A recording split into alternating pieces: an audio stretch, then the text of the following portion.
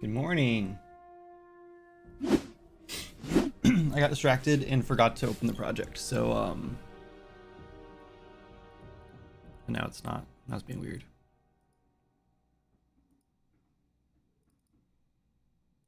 Okay. Oh shoot. I think it was already opening. I think we're open two of them now. Hi guys. Oh man, did you guys hear the news about New World? Who's here? What's up, Dee Dee? Welcome in. Hi, Mom. Ciceron, Board Game Wizard, Shablo. YouTube does a better job pinging me for your stream, but it lags behind Twitch. Yeah. So what you do is you get the pings from YouTube and then you open up Twitch.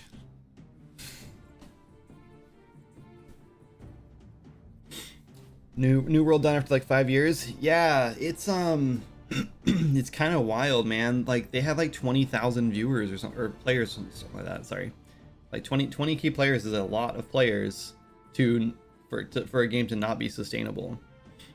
I don't play it. I haven't played it in a long time. I actually just downloaded it recently because I was going to play it again. It's on my desktop even. So I'm probably going to try it again just to, you know, just to play it. They're still supporting it for another year, I think. And then after that, they're probably going to sunset it, I think. I think by supporting it, they mean they'll just like keep the servers on. But that's, I don't know. That means they probably let the dev team go or moved them to a new project. I'm assuming. I didn't read anything about that, but which means no more bug fixes, anything like that either. Content is too expensive to develop. Yep, I know how that goes. And I'm one person making a much smaller game, so yeah. Almost like making the game one-time purchase, but then charging people constantly to keep up with content is a bad idea. Yeah, I don't know how you solve that with an MMO though. You know, it's a live service game. Like you I don't think a box price is a bad idea. I don't know. I want to do a box price and then a premium sub for this game, so we'll see what happens. But clearly their cosmetics weren't enough to keep content creating. I got to level 60 and then I had to rebuy the game to get to level 65. It wasn't fun and I quit. You had to rebuy it? You mean like they content lock you through expansions? Kind of like how ESO does it, I'm guessing. WoW style expansions work as long as you like the game. Yeah.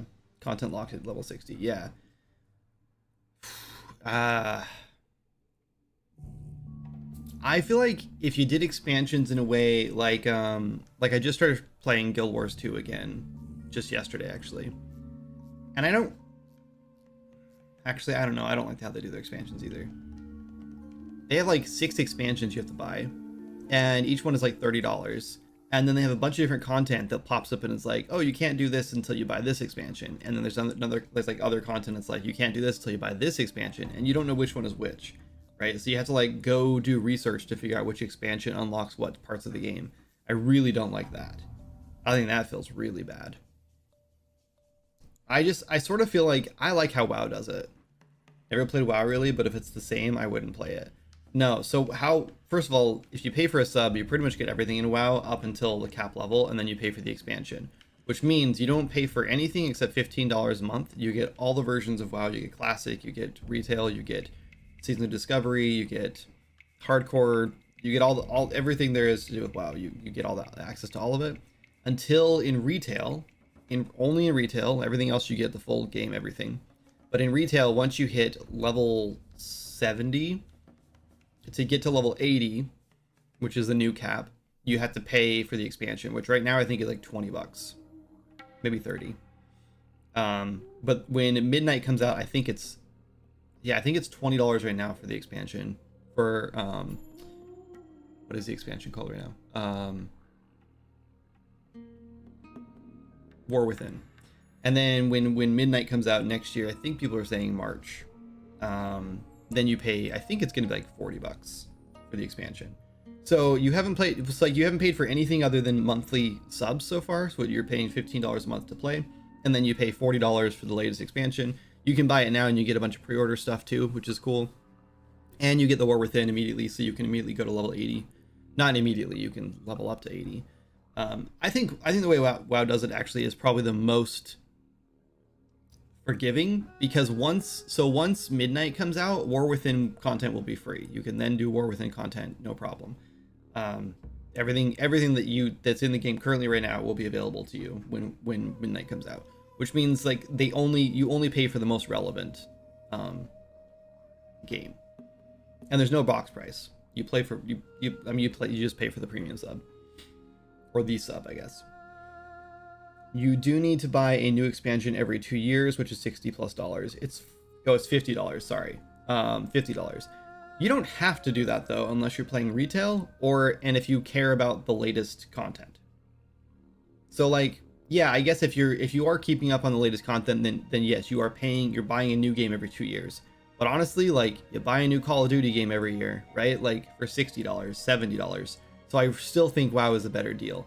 And I mean, well, I don't know, you are paying $15 a month just to play the game too. So I guess there's that. So, but I think that's just like, you have to do that, right? Well, you haven't bought a new COD game in years, but many people do. I'm just saying, like, that model of like buying a new game for $70 every year is not going away anytime soon. Like, lots of people do that. So I don't think that's a problem.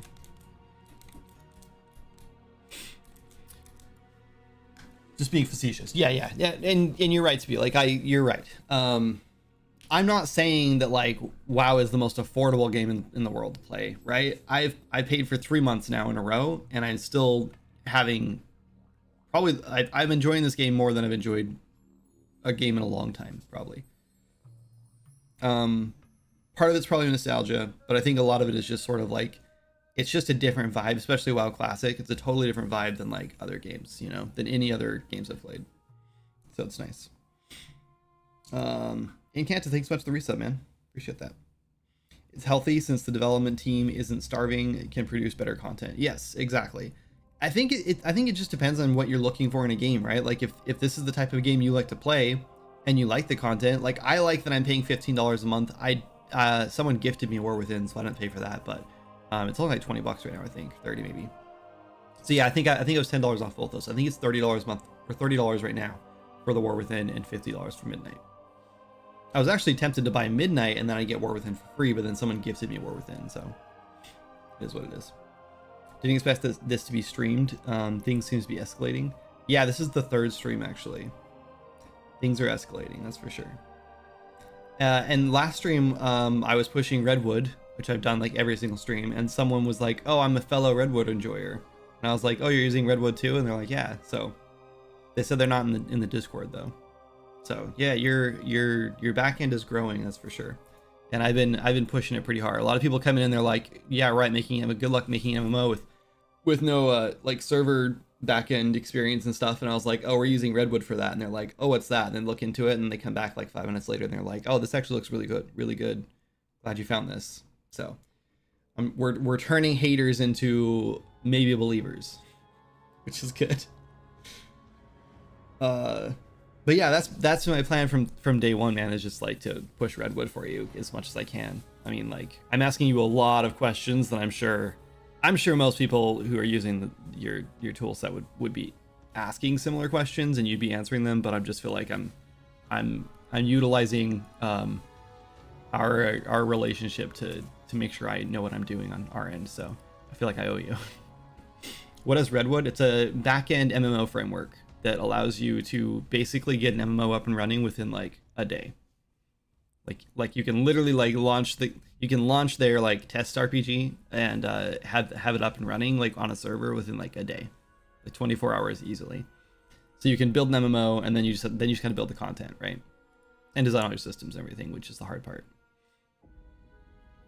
So what do we have so far? Mostly just prototype stuff. This is all kind of just prototyped in blueprints. There's still some jank with it, but this is what we have right now. Sorry, it's always a little laggy when I first started up while streaming. Anything in Unreal does this to me. These guys can like wander around and harvest things. This is just like a simple like NPC task system. They swap items in their hands when they do their stuff, but I don't have a carry animation yet, and they don't get rid of the items in their hands because I need to store their like default data information, like the stuff they have by default, like the stuff they spawn in with, essentially. And then when that happens, that's when they'll be able to swap back to their weapons or whatever, or nothing if they had nothing equipped. So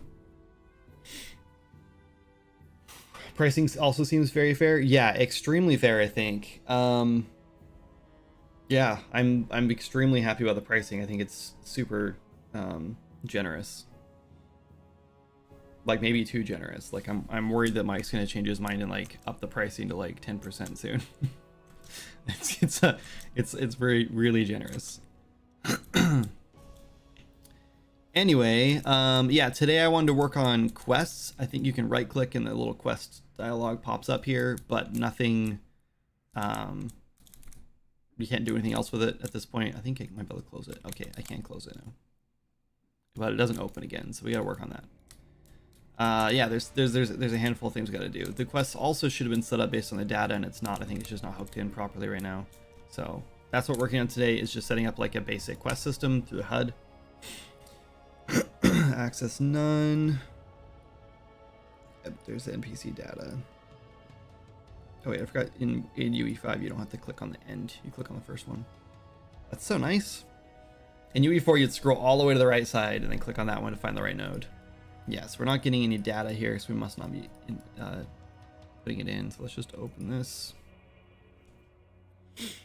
I assume you still source your own your own servers. Redwood is just a networking solution. Yes, Redwood is the middleman between your game and the server. I thought you were gonna say you still use your own assets, but yeah. I don't need this open. I was thinking about putting a carrying animation in here. Sorry about this torso. And I might do that. I don't know. I don't know if it's worth it right now. The thing is, I'm gonna have to rebuild these characters. Like I love how they're set up, but I just don't think they're gonna be viable for like a full MMO.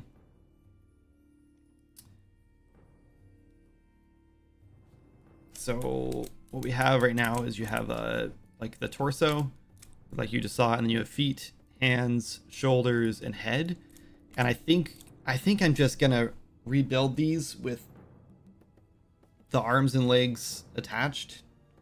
The head can be a static mesh we just snap on, and then I also want to separate it out from helmets, so we'll just do like a head, and then we'll have helmets as a separate mesh, which means I got to build all our helmets separately because we don't have any assets. Well, we're going to make a bunch of like weapons and everything anyway, all separate.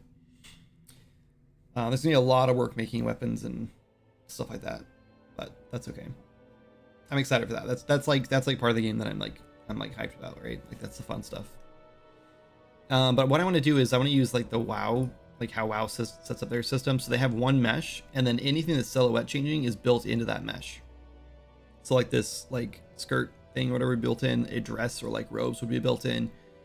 You'd have like glove, like phalanges or whatever they're called built into it, right? And then you just use textures with transparent parts for those if you don't want them showing up. If that makes sense. I believe that's how it's all set up. So yeah, if we go that route, then we can do pretty much any gear stuff we want, just with textures. And then shoulders will be meshes, a helmet will be meshes, shield, sword, stuff like that will be meshes. Should be easy. Let me get caught up. Thomas, hey Michael, missed last stream. I am just curious if Tech Team had any thoughts on Spacetime DB. Oh, I don't think we looked into it yet. Is it any good for MMO or anything like that? Mike, can I get your opinion on Spacetime DB? Do you know anything about it? I assume you still source your own servers, Redwood. Yeah, we're gonna. Right now I think we're leaning toward DigitalOcean still. I think we already signed up for an account. My only concern is pricing right now. We don't have any funding right now, so it's really hard for us to like justify deploying to a server right now and just being like, okay, there's $100 a month. That's fine. You know, we can't really afford that right now. We're not paying. No one on the team is getting paid right now. This is all right now just a passion project. And then eventually, hopefully, we'll get some funding. I am leaning toward Kickstarter, and I'm definitely leaning toward supporting this through Patreon. I think we're gonna refactor the Patreon since there's not a whole lot going on with Swords and Magic recently, and I think we're gonna like switch it all and gear it toward this game instead. Eventually, when we're ready to like launch this officially, that's when we'll like set changes live on the Patreon and everything too. But it'll be a little while. Someone must have a spare PC. Yeah, that's another solution too. I have a laptop we could maybe run it from, and we just wouldn't keep it running 24/7. That's probably the best solution, honestly, right now. I actually do have a spare PC that might be able to handle it. Abby has a desktop PC that was my old one, and she does not use it anymore at all. She hasn't used it in like 6 months. So I'm thinking I might even just set that up. Maybe. I don't know.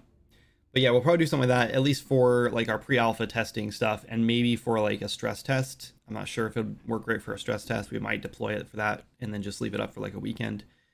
And then when we're ready for like an alpha test, we actually have like several zones done and we're like ready to actually like fully test things.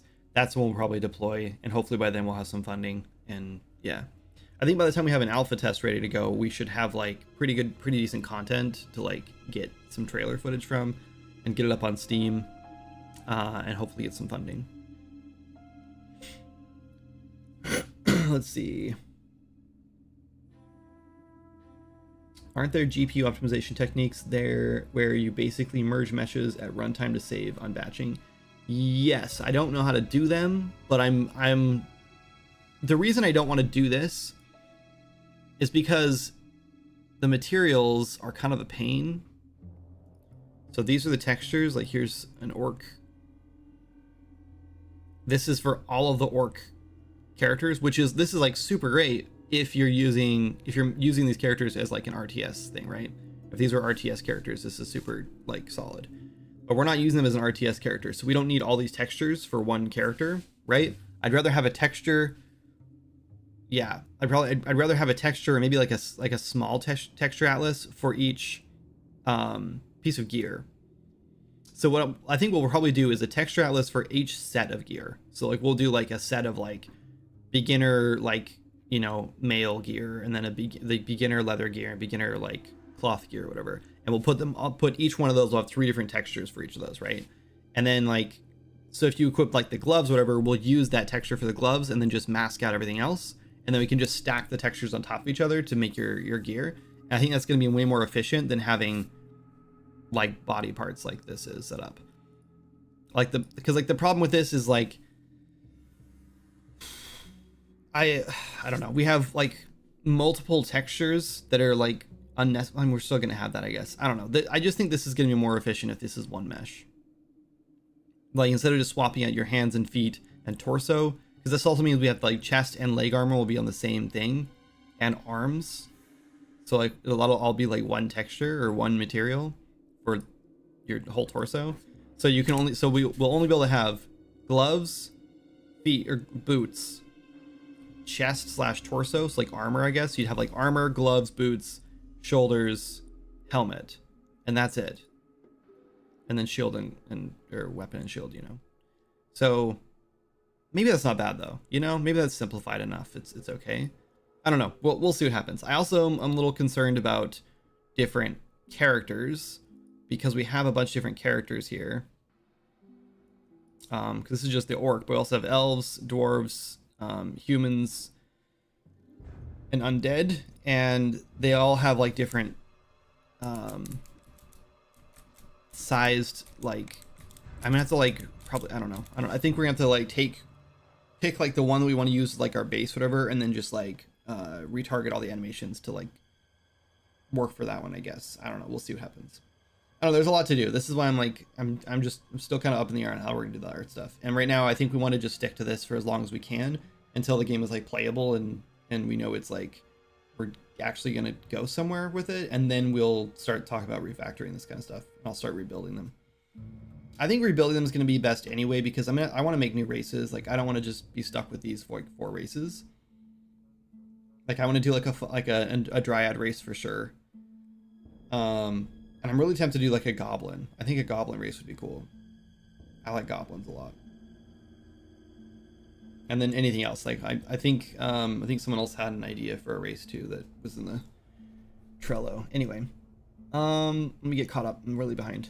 Read spacetime DB. I don't like putting business game logic in the database.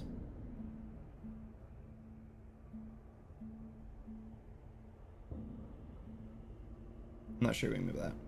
Royalty rates will not go up in the foreseeable future. The only things I have plans to get, or plans to will get increased over time, are the royalty-free licenses, source code access, and support. Yeah, that all makes sense. Yeah, and if we get funding, I think we'll probably opt into the royalty-free license. That does seem like a better deal if we have the money up front. I mean, it kind of depends on how big the game's getting, right? If we get enough fun, if the game kind of blows up and we make like 100K on Kickstarter or something, then obviously it'd be the best investment to buy that. All right, what else did I miss? Insert a good guy dev meme. Yep. There are multiple plugins that can do mesh merges. Right now we're using the leader component for the mesh, so we just animate the torso and then all the other bones or body parts go with it. But that's another thing, is I don't like having them all skeletal meshes either. I'd rather just make one skeletal mesh to handle it, and I'd rather just do that from the start. I think it should just be the body, and then the rest of these should just be like anything extra we snap on should be a static mesh. We did skeletal meshes for weapons in Swords and Magic, and other than bows having the string drawn back, that's the only thing we did with those skeletal meshes. Everything else is just extra. It's just unnecessary weight. Like, we didn't need skeletal meshes for any of them. Like, none of the swords need to be skeletal meshes, all that stuff. So this time around we'll be using static meshes for everything, I think. I think even bows, like, I just don't think it's that big of a deal that bows animate, you know? I just don't think they need to be. And if we really want to animate them, we can always just like use materials or something, probably. What else did I miss?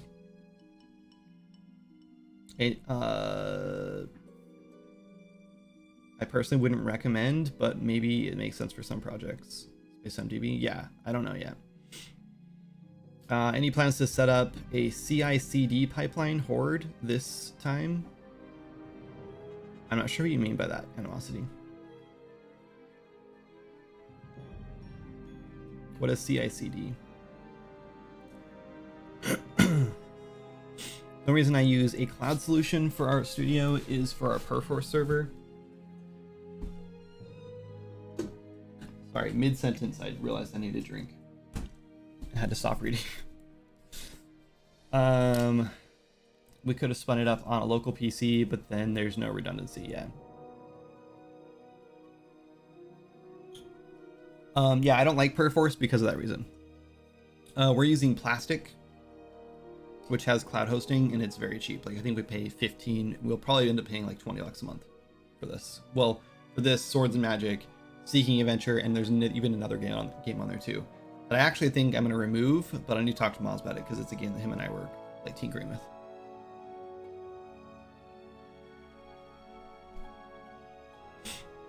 It's a different method of building MMO. It's definitely a viable option since Bitcraft is powered by it. Same dev team.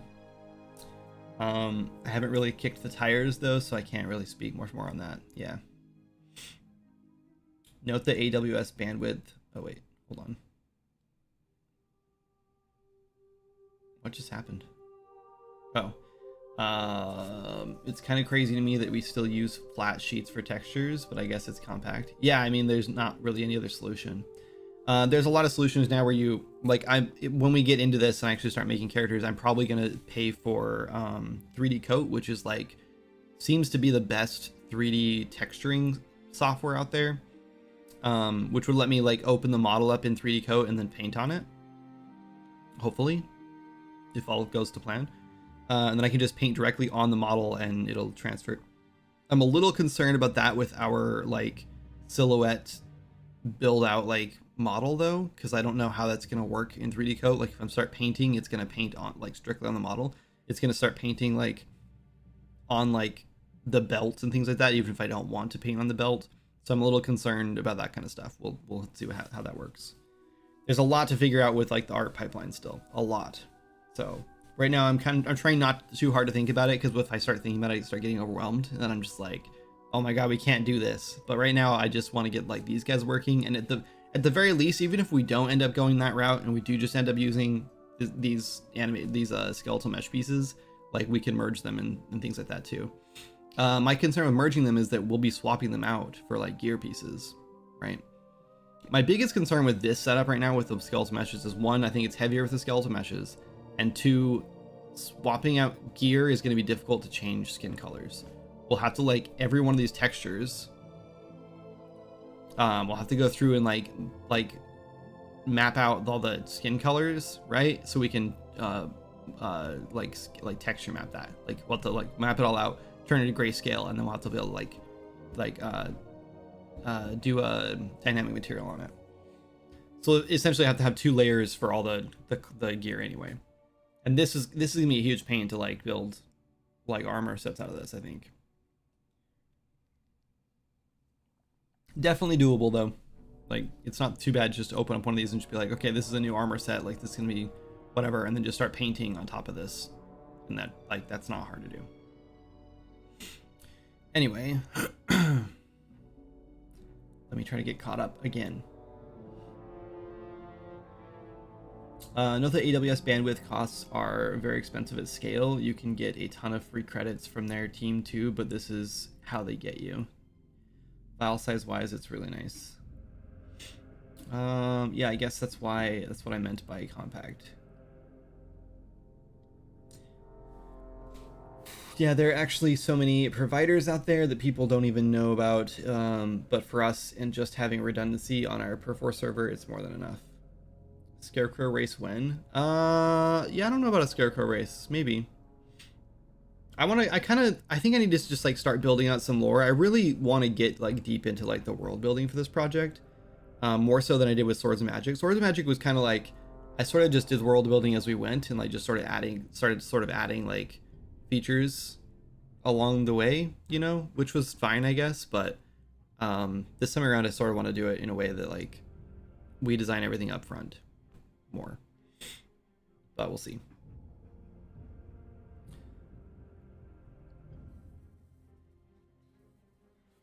I think what we might end up doing is just layering the texture. Like we might have like a skin texture that's just like a naked texture, and then we'll do like layered clothing textures on top of that and just modify our material. I think that's probably gonna be the best way to do this. Sorry, my brain is like now processing how to like handle it. Because like I love how they had like this set up with like the armor is like this is the front, this is the back, like and it just repeats like mirrors. That's great. That's all fine with me. But yeah, the more I think about it, the more I think like, but I can't like this one, for example, this is the front and back, whatever, but then like the chest is painted on here. This would just make way more sense to just have like one texture for all the characters that has the front and back painted on. So I think I'm gonna have to like re-UV all these. Or maybe not, you know? Maybe we just paint like front and back texture like variations on here, and then players can just change their skin version. And maybe this has like war paint and stuff like that on it. Who knows? Like skin variations. Maybe this is just like all the different skin colors in one sheet, you know? There's only 1, 2, 3, 4, 5, 6 different variations on here. And this has all the other weapons and everything on it too. This is a crazy texture sheet. Yeah, I think we're going to have to repaint the whole thing. At the very least. I don't know. We'll see what happens. Are you hoping to have a larger market audience by considering mobile? Not right now. I'm not considering mobile at all right now. I'm not like opposed to it, but mobile comes with a lot of other complexities, right? Like you have to price it different on mobile. You can't do a box price on mobile. Like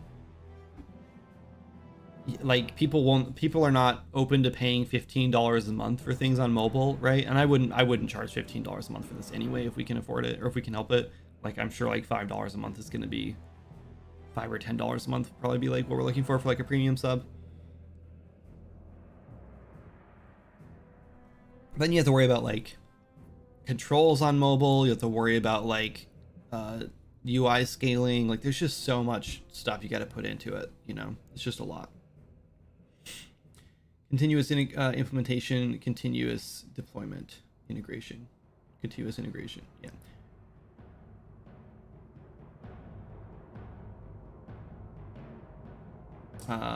So we don't pay a penny. Wait, we're lucky that our perf4 sits on a free EC2 instance. We don't pay a penny, not substance.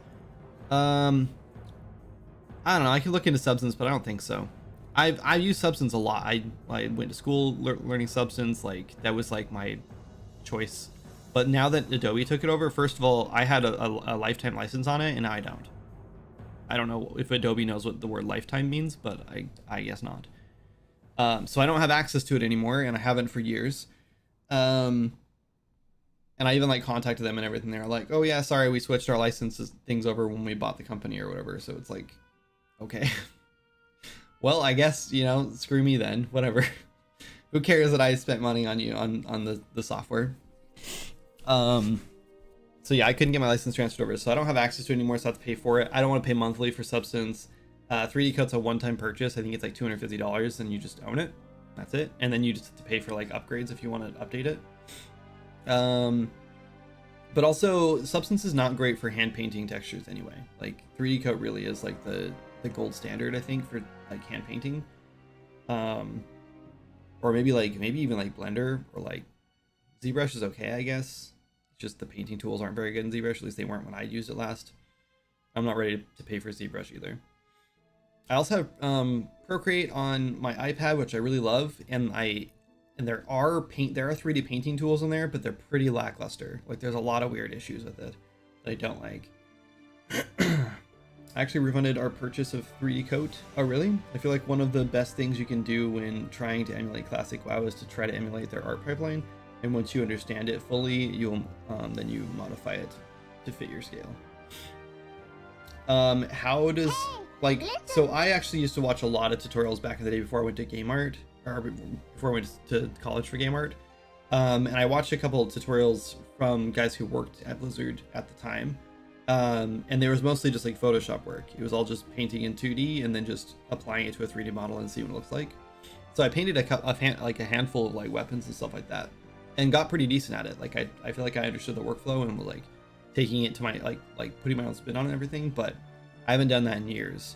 Is that the workflow? I'm sure that's the workflow they used back then, because I'm sure they couldn't do that. But you also have to understand that it's been a long time, and I guarantee that Blizzard probably uses 3D Code or something like that now. They probably don't. They're probably not like stuck in that like 2D to 3D pipeline anymore. I think it's 2025. Like there's a lot of ways to do things now. Let's make a WoW killer. Let's not make a WoW killer. Let's make a game that scratches the itch for those who are trying to play classic WoW but are really bored of the content. Let's do that instead. So we'll just peel off like 1% of WoW's audience, and then I'm happy with that.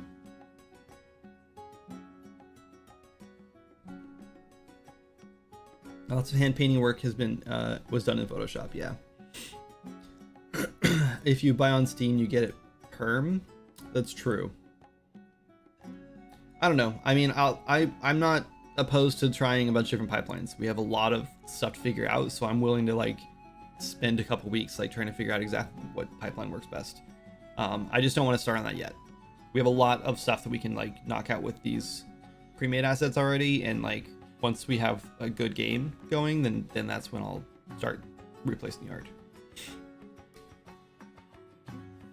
FYI, CI is or CL probably. CL is automatically building, testing, and packaging. CD is it's CI is automatically deploying to Steam, etc. Oh yes, I do. Yes, I am planning to do a CI CD, I guess, setup. Yes, me and Moz talked about that actually. I think I'm gonna reach out to either you, Mike, because I assume you have something like that set up or you know how to do it, or I'll just Google it, or I might reach out to Ryuthamus, who I was working for recently, because he has a whole setup like that and it works really well. I don't remember what he uses, but he was walking me through it, and it's like, he like presses one button or uses like one command or something, runs a batch file, I don't know what it is, and it packages Unreal, or it packages this project and puts it on Steam for him within like a few minutes. He has a whole server set up for it. So yeah, within like 2 minutes he has like his whole build up on Steam and like ready to be tested, which is huge. That kind of stuff is going to save. We have to have that kind of stuff for like hot fixes, right? I had a lot of plans going into like, I wanted to build the entire database, so like if we had any like weird balance issues, whatever, or if we were like doing a test build or whatever, then we could easily just go in and be like, okay, this guy's health is way too high, let's go tweak it. We just open up the database, change it on the fly, and then like, you know, like leave the instance or whatever and come back in, or unload the character or whatever, come back in, or reload or something, and then it like would be updated and you can test that, right? And I was really excited about that, but the more I talked to Mike about it, the more I like started looking into it, the more I just thought like maybe this isn't worth the effort to go into it. And I think it's gonna be more complex than I think or complicated than I think it's gonna be. So I don't know if we're gonna be doing that, which means we need a really solid, like quick turnaround pipeline, so we can, if we do have major issues or something, because I've been doing this for a while and every single update there's always like, oops, forgot about that thing, whoops, forgot, like that thing got left in, and we just need to keep like better documentation this time around probably to prevent that kind of stuff, but it's still going to happen some way or another. So yeah, when that does happen, I want to be able to be like, okay, let's go fix it, and then click a button and then it's like deployed, and like within 10 minutes we have a patch out, right? That's the idea anyway. Blizzard uses 3D coat, but I found that most studios do not use 3D coat, they use Substance. Yes, it depends on the art style. 3D coat is really good for hand painted. Substance is really good for more stylized, high fidelity things. Like I think, for example, Blizzard uses 3D coat for World of Warcraft, but I think Blizzard does not use 3D coat for Overwatch. I think they use Substance for Overwatch because you get a different vibe, I think. Horde is Epic's newish framework that helps you do the CLCD stuff. Oh, okay, cool. Yeah, I'll have to look into it, guys. This is another thing, is like, this is gonna be a learning project for me because I've never used almost any of the UE5 stuff. I've done a handful of like jam games in UE5, but I have not done anything full scale in UE5 at all. So everything that I know about Unreal Engine is from a 426 like aspect, right? Like pretty much. So yeah, if there's any like features and stuff that I'm clearly like not using that I should be using, especially when it comes to like level design, like I think PCG is going to be one of those things that I had to learn for sure before I start building this huge world.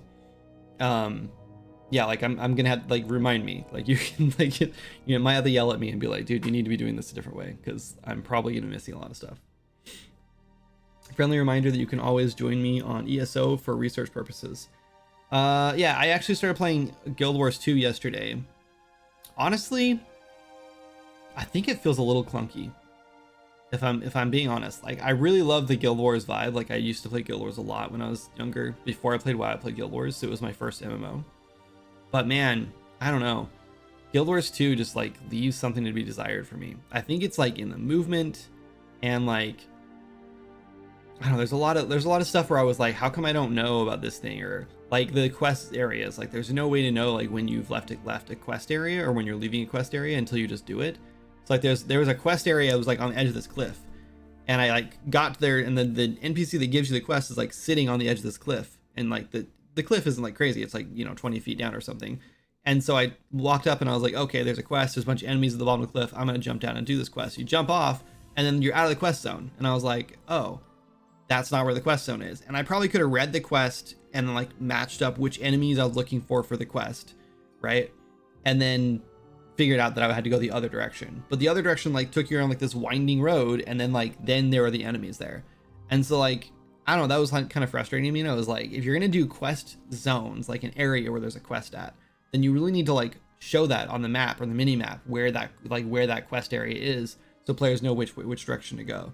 And yes, like this is coming from the guy who doesn't like quest markers and does want to like just figure stuff out. But it was just kind of annoying that I jumped off that cliff and had to spend like 2 minutes running back around and going back up to try to find where those enemies are. Like, and the dialogue doesn't give you anything about where to go.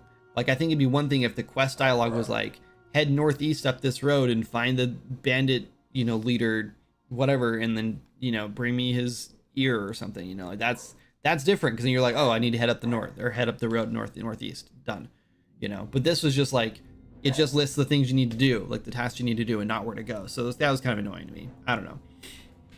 I like the zone stuff in Guild Wars 2, but like, I don't know, after playing for like a few hours, I think I played for like 3 or 4 hours, it just started feeling kind of clunky to me. I don't know. And then I switched back to WoW Classic and I was like, yeah, this is where it's at.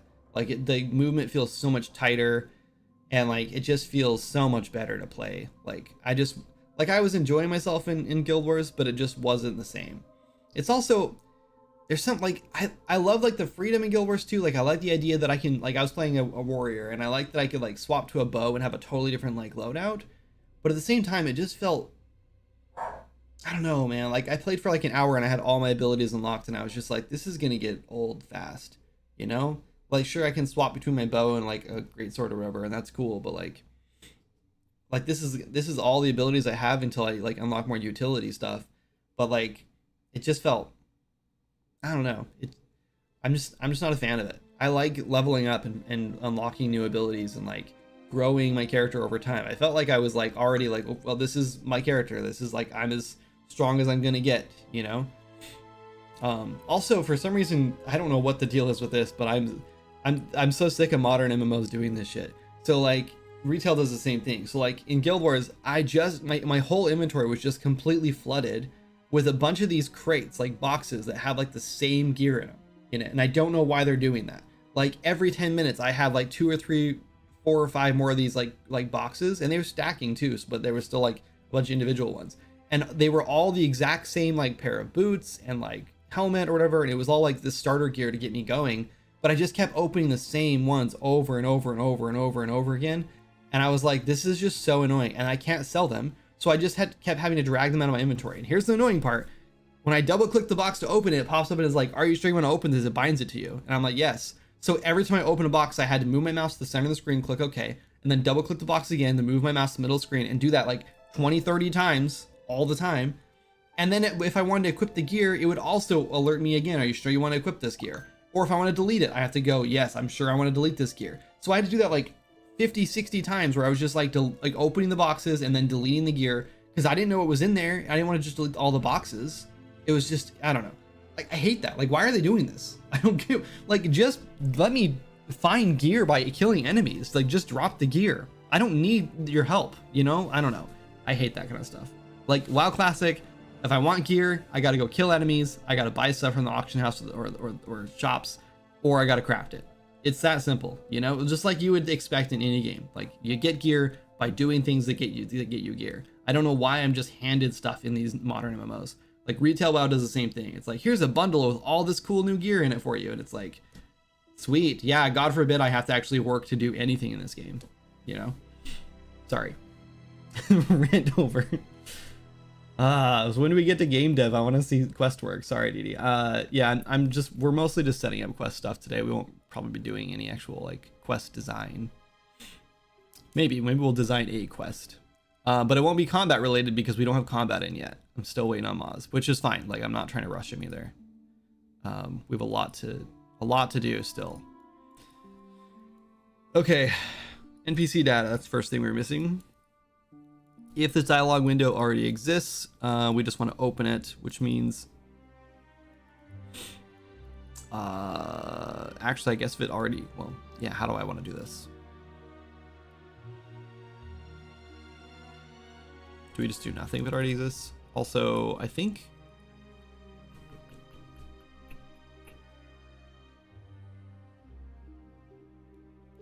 we might just update it, right? So let's just go to our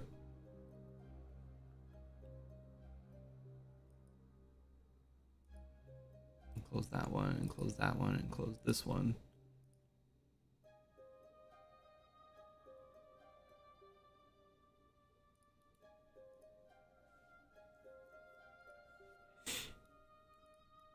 We need a custom event.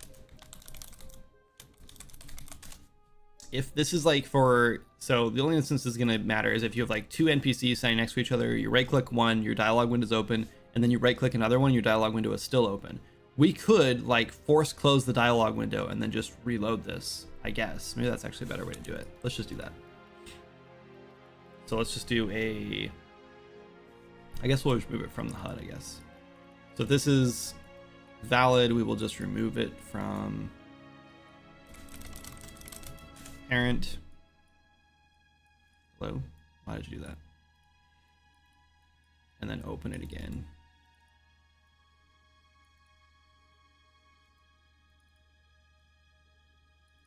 Made all these other custom events, but we don't need them yet. We have a what am I trying to say? An inventory system we're gonna use, I think. But it's apparently it's being revamped right now. It's in the middle of a big refactor, and it won't be done this year. So we're like, Osley wants to use it. He likes it a lot. So we're like kind of just probably gonna build something temporary. Oh, I just realized what's going on here.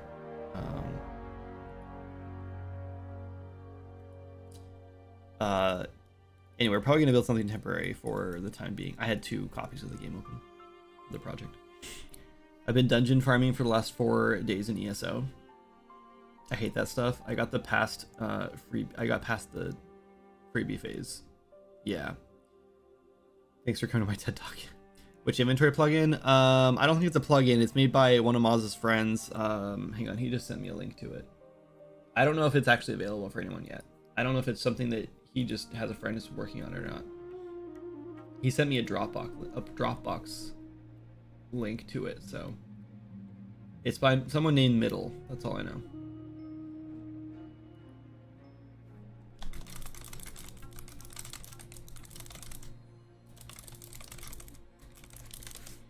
I'm asking if it's a plugin. See you later, Mike. Thanks for coming in, man. Using off-the-shelf assets for an MMO seems risky if not built for MMOs.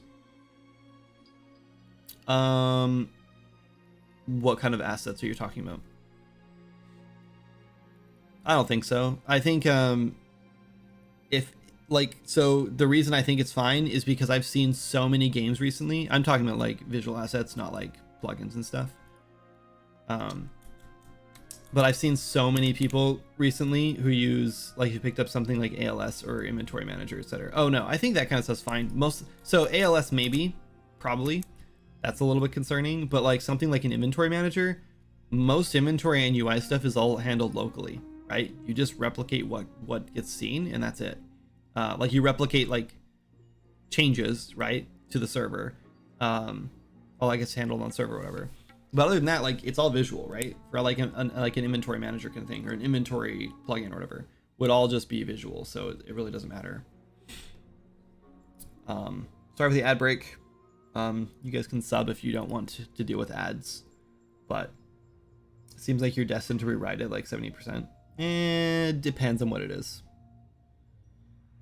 I thought you meant like character assets and stuff, and the saving grace here for me, I think, is that I've seen so many games recently that use Cinti assets that are getting like 10 times the amount of reviews that Swords Magic ever got. And it's just like, why did I waste my time building all those assets from scratch, you know, when I could have just used Cinti and like the game would have been done, you know, like 50% faster. And we probably would have made just the same amount of money or more, right? Because the assets would have been like better looking. So yeah, I'm very much not opposed to using assets anymore. I mean, like, if it's an asset that you have seen in like a bunch of games, like I would never touch Cinti assets, right? I think that look is so like overused now, and it's kind of like drying up. But like, yeah, for this, like, I guarantee no one's seen these assets before in a like a published game. So like, if we release this game tomorrow, if this was like what the game looked like and we launched it tomorrow, I guarantee the majority of your players, unless you're a developer in Unreal Engine who has used these assets for a specific purpose, like they probably wouldn't even recognize these assets, right? They'd never even know. By the way, try a fab plugin called Blueprint Assistant. I can do BPs anymore. I can't do BPs anymore. Okay, I have that plugin. I paid for it. My problem is that I use one called Node Graph Assistant, which I love. So I can do things like this, right? And this. And I love that. The problem is with Blueprint Assistant, they change a bunch of hotkeys and they break some things like this. So I can't use this plugin anymore with that one. So I didn't install it into this engine because it irritates me. Another one is like Control D. So you can Control D, no problem right now. But when I installed Blueprint Assistant, half the time, actually probably more like 80% of the time, my Control D doesn't work. And I've even like disabled the plugin and it still doesn't work in UE4 anyway. So maybe it's a UE4 issue, I don't know, but I was not very happy with it. It kind of frustrated me. But sorry, ad just ended. What is the one you are using? Node Graph Assistant. Yeah, sorry about that, guys. Sorry about the ads. I would turn them off if I could. Twitch forces you to use so many ads per hour to prevent pre-roll ads, and pre-roll ads kind of kills your stream because people will join in, and then they'll get an ad, and then just you go do something else.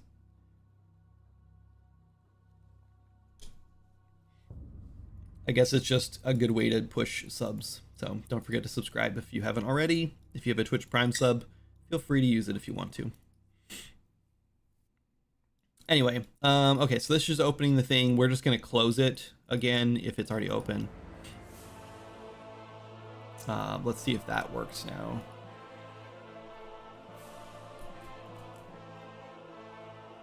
Okay, dialogue open. Also, we need to set it up so when you walk a certain distance away, this closes automatically.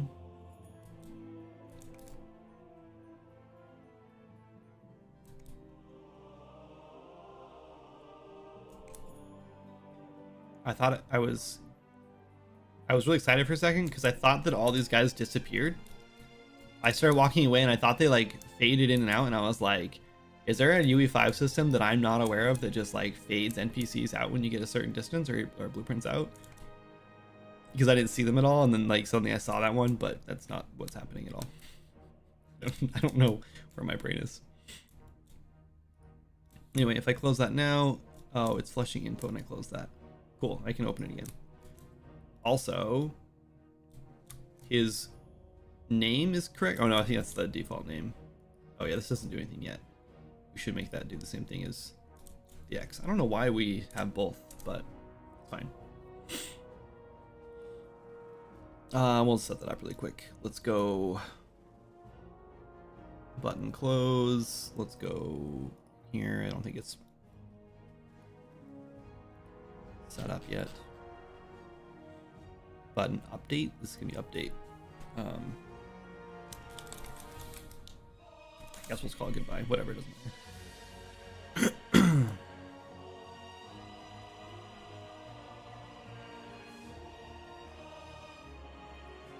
But yeah, the dialogue is definitely not being set for some reason.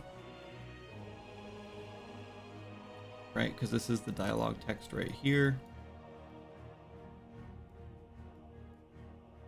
And his dialogue text should just be, I'm working here.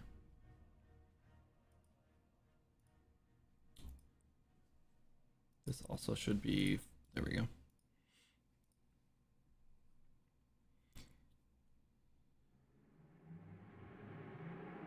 Yeah, the inventory plugin that we're gonna use is not out yet. Moss just told me.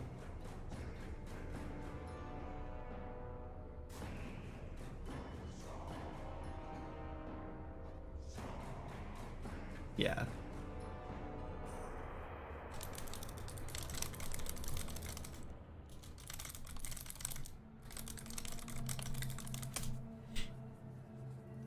I already have your Prime. Thank you, Didi. Oh yeah, you subbed 2 days ago. I don't think I thanked you. Thank you for that. I appreciate it. 2 days ago for 39 months, and you said Seeking Adventure looks different, or sure looks different since I saw it. Or like, oh my god, why can I not read things? Seeking Adventure sure looks different since I last checked in. My reading skills have just like plummeted. Like I don't know why. I read out loud to Quinn every single night. I mean, I'm reading, you know, like toddler books, so like maybe that's why. Didi, if you could just write it like a first grade level for me, that would be much better. I could read your writing then. Just everyone in chat, please just dumb it down for me, okay? I don't want to use any brain power having to like read stuff while I'm trying to, you know, get stuff done here. Default dialogue. Graph. Default dialogue. NPC dialogue text. I don't know why this isn't being set up correctly. Why use lot word when little word work? Yeah, thank you. That's exactly what I'm looking for. Hello there. I'm very fascinated with MMOs and was wondering which type of backend architecture you've chosen. We're using Redwood for Unreal Engine. I'm also pretty fascinated with MMOs, but mostly the gameplay part and less the architecture part, which is why we're using something like Redwood. And we have people on the team who are going to be handling the not fun part. To them, the fun part, not to me, not the not fun part at all.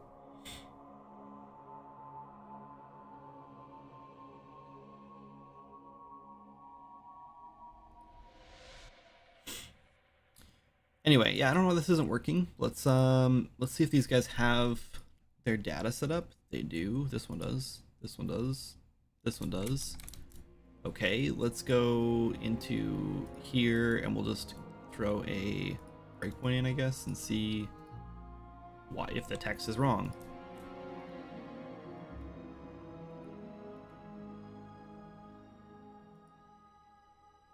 I'm working here.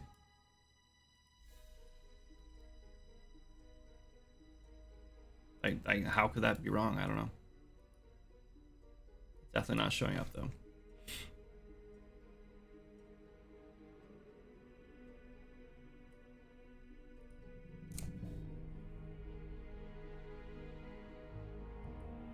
I'm baffled a little bit.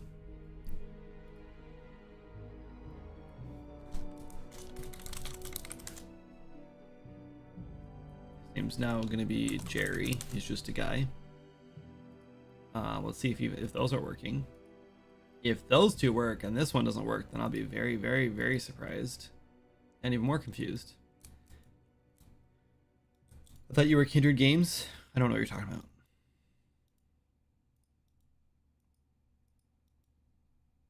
Jerry, just a guy.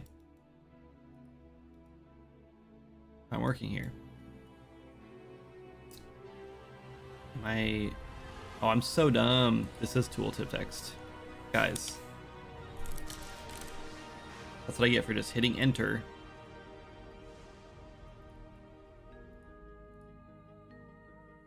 Okay. Sorry, dad jokes. You said I'm baffled. Got it. Sorry. It was the stream delay. Cool. Jerry, just a guy. Got it. Neat. So now we just need to set up his distance thing. So I'm gonna do, let's see, on our NPC, within range, full timer, clear timer, turn off dialogue. I think if we're in dialogue, we need to stop the player's movement, or maybe we'll, you know what we should do? Let's just cheat this. This is going to be written in C++ anyway, I guarantee it. So let's just get rid of this. Let's do, like, this doesn't even exist in, like, we're not using the character movement component, so we're using mover, so we won't have this. So we're just going to do set movement mode to none. When you start talking to an NPC, they're not going to move at all. And then we'll set this back here. Every second, they should be failing to get to their location with this. And then when this gets turned back on, they should then start going back to, or start trying to go to their location again.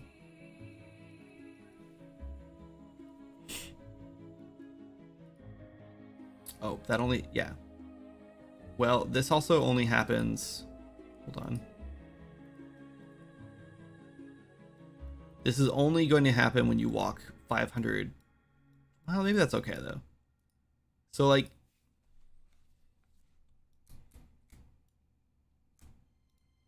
perfect. And then when I close this, nothing will happen until we walk 500 units away, and then he starts walking again. And he'll just keep working if I talk to him while he's working, which is nice. Maybe that's fine. We can have him just rotate to look at the player talking to him. Which right now is going to be kind of annoying. Let's actually go to the HUD.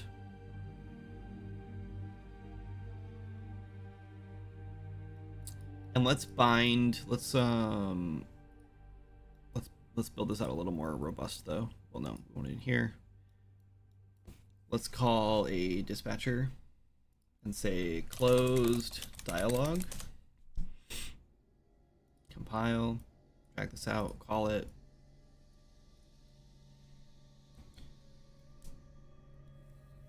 Have you heard of Redwood before, Eliskovic? Are you looking into it now? You're probably looking into it now. Okay, if we're binding to that, then on our HUD, we can do this. Bind to close dialog. This is going to be kind of annoying because we're going to do another dispatcher here. But what are you going to do?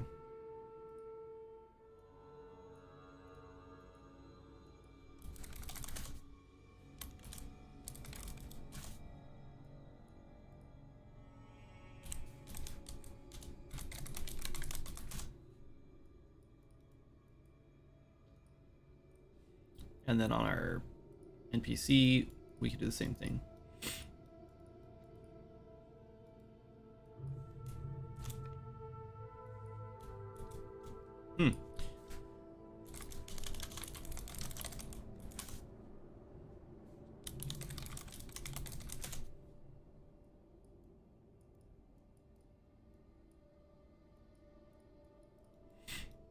And then that would go here.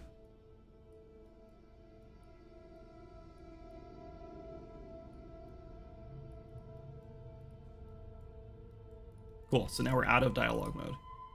Another thing is when we open dialogue, we should look at the player. This is obviously like, this would be like, well, we need to know which player we're looking at, etc. But for now, I don't think I'm worried about that because we're not replicating any of this right now. This is still just prototyped, and then Moz can just be like, cool, I know how this works. Let's go make it in C++. Hopefully, that's the idea anyway. And the important part is that the majority of what I'm building here is like the UI stuff, like the HUD stuff, and that stuff does not need to be put into C++, I don't think. Maybe we will, I don't know. I don't know if the HUD makes sense in C++. But the visual stuff, like I'm building out the actual, like, this, right? This is what matters most. And then the local stuff too, like showing the dialogue and things. So even if that all gets converted to C++, at least we'll still have all the HUD and all the data too. Like the NPC data and stuff like that. That'll all persist, which is really what I'm prototyping this for, is just to get that structure and all the data in place. Anyway, so let's just do get player character. That's fine. Again, it's fine. And we'll do set actor rotation. We'll do find look at, get look at.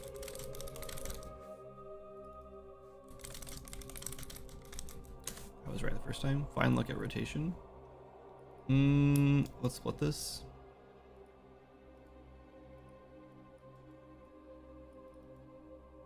We just want Z.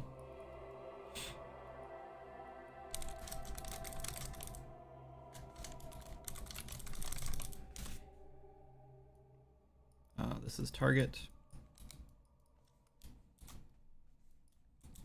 You know what? Control D only works 10% of the time anyway, even without that plugin installed.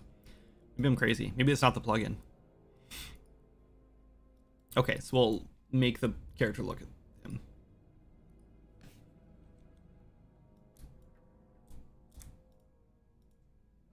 That didn't work. Probably because, actually, I don't know why.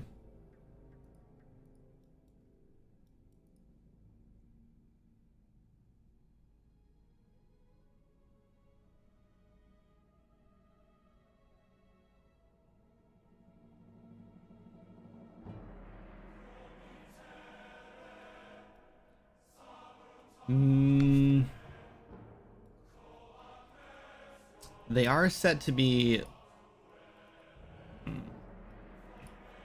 What if we do? Is it in the character movement?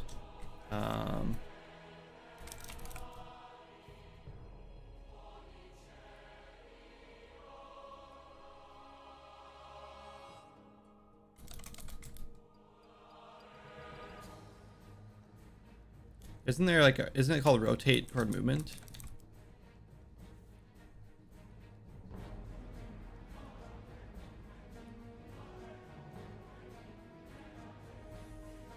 What's it called?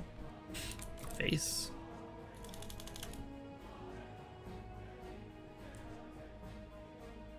There are two settings supposed to be. I didn't want to bother you, but I'm looking into it now. Oh, you're good. No bother. If I didn't want to be bothered, I wouldn't stream. The reason I've become a developer is simply I want to create my own private server for an MMORPG game that I used to play, and I have an idea of rebuilding it in UE5 now, but I am on the research phase now. It'll probably stay as a hobby project unless I really achieve something out there. As a back-end engineer, I wanted to have a better understanding of handling world partitions grids, especially for combat-heavy zones. Nice. Can I ask which MMO it is? It must be a pretty small one if there's not already a private server community.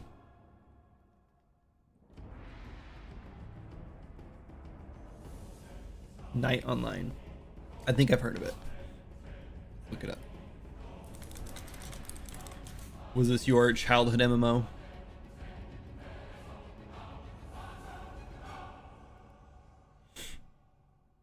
I'm assuming it looks like it's already, like, you can still play it.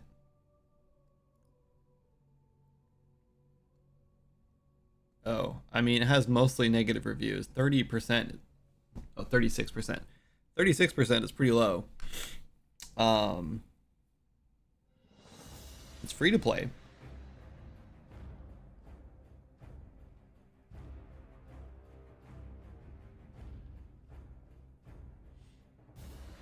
You can still play it. It's free to play. Yeah. Oh, it's pay to win. Got it. And dated. When do you using C++? I won't be doing much C++. We have 3 people on the team right now. One person is focused on back-end networking stuff. One person is focused on gameplay, back-end stuff, and I'm focused on more content development, I guess, and art. So I'll be handling a lot more of the content stuff here soon. Mostly just prototyping, like UI stuff. I'm also gonna handle it, like building up the UI stuff. So but yeah, I won't be doing, like, you probably won't see me do any C++ at all. I'll just pretty much put all that in Moz's hands. He can handle it all. And I don't know if Moz will stream. He used to stream, and he streamed a little bit of Swords and Magic too back in the day, so we'll see if he wants to stream this project, but that's totally up to him. He doesn't have to do that at all if he doesn't want to. Your boy has wanted to rebuild Anarchy Online for like 20 years. Yeah. You can still play it, yeah, and date it too, yeah. Its source was leaked in 2000s, and it's a 90s game. Yeah.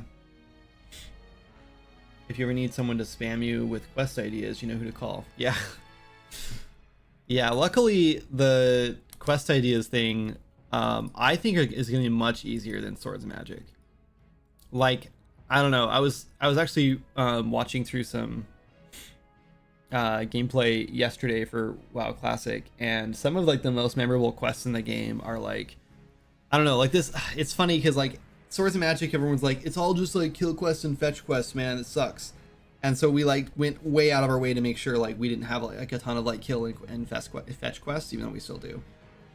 And then in I've been watching some my WoW journey videos, whatever, on YouTube, and, like, almost everyone in there is like, everyone's like, I kind of hate this zone because, like, the visuals suck, but the quests here are so good because they're all kill quests.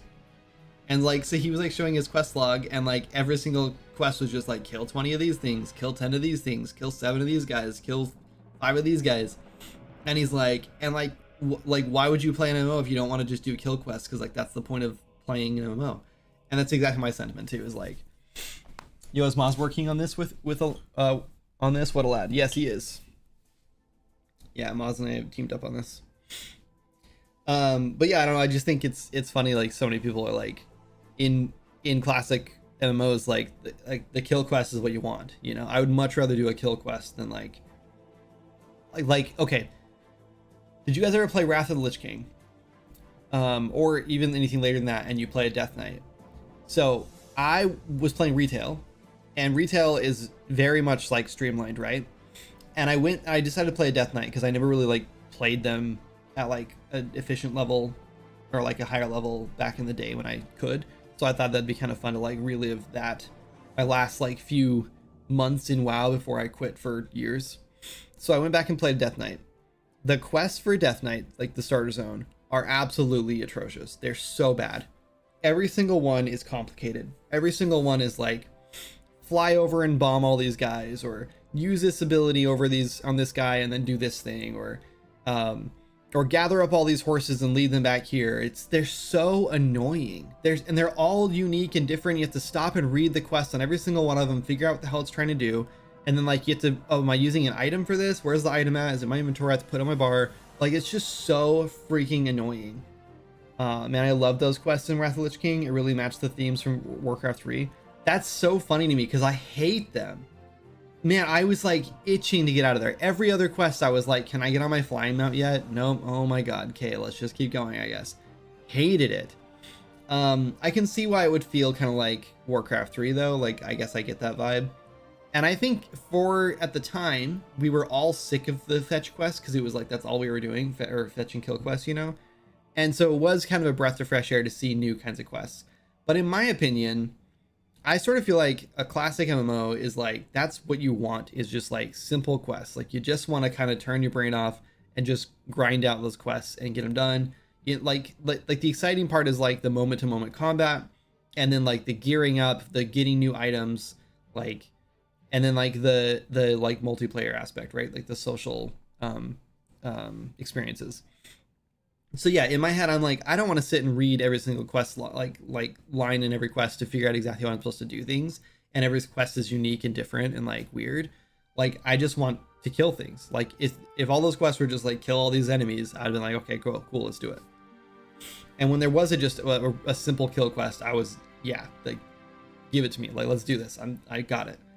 That was just so much more fun than flying around in some like even in like Exile's Reach, there's like that one quest part where you have to like fly around in like the gyrocopter or whatever it's called, and you're like dropping bombs on people, or you have to like grow up, like make the boar big, and then you have to ride the boar. That part is just like so annoying. Like, just skip it, you know? Like, that whole thing just could have just not been there, you know? Just maybe kill all those enemies instead. It's just, I don't know. Like, I'm getting all these abilities so fast, and then you immediately take me out of it and like make me do this weird thing that has nothing to do with the abilities I'm getting. Like, I just want to practice my character and like practice my abilities so I can learn it before you shove 3 more levels down my throat and I have 2 more abilities I gotta learn, you know? So like, I don't know. That's, I don't like, I'm just not sold on those sorts of quests. So I don't plan on making any super crazy wild quests like that. Like, all the quests in this game are going to be pretty damn simple. I do want to do quests where like you have to journey, you know, like, I think some of the best quests in WoW are like the class ones where you have to travel between like different zones, and like it's like long-winded quest chains, and you have to kill like elite enemies and like go through dungeons and stuff like that. Like, that's fun to me. Like, that's the kind of stuff. I don't care if they're all kill quests, as long as they're like, as long as the story is cool and it's like a challenge, you know, like, I'm fine with that. I also love the idea of like having like class quests or whatever with like elite, you know, monsters or whatever they have to fight that are like really hard to kill and you have to recruit help for, you know, because the thing is, those players have no incentive to kill that thing except to help you, right? So now, like, it's sort of like a, you know, you scratch my back, I'll scratch yours sort of thing. Like, I'll help you with your class quests, and then you can help me with mine. Things like that. Like that. I don't know. I like that kind of stuff.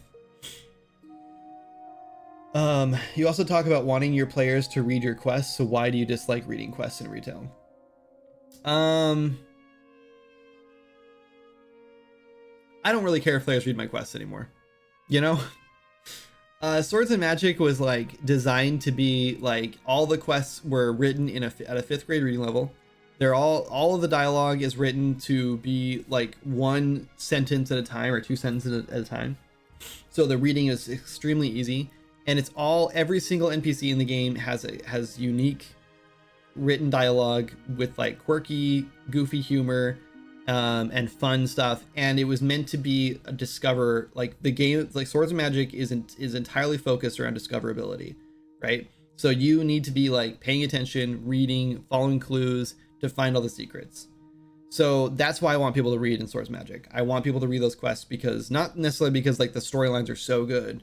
It's just because like that's how the game was designed. It was designed to be like an immersive experience where you get to know the world and learn the lore and like follow the clues. This game's not designed to be like that. I don't really care if players read the text here. This is very much like, if you read the text, you're going to be getting extra lore context. We're probably going to have quest markers. I'm not doing like breadcrumb trails, but you can just hit M and look at your map and see where the quest is supposed to be, and then head that direction. Like, I don't think there's anything wrong with that, and I think that's just how we're going to do it. I don't think I want to like outline the quest zone. Maybe, I don't know, probably not. But yeah, I don't know. I think it just needs to be simplified. So I don't really care if players read the quest text. In a game like WoW, I think, like I said, I just want to turn my brain off sometimes and just like grind. I think WoW is like really good for that kind of stuff. If I want to play a game about story, I'll play a story based like single player game, right? Like I'll play like, God, I can't think of any good ones. What's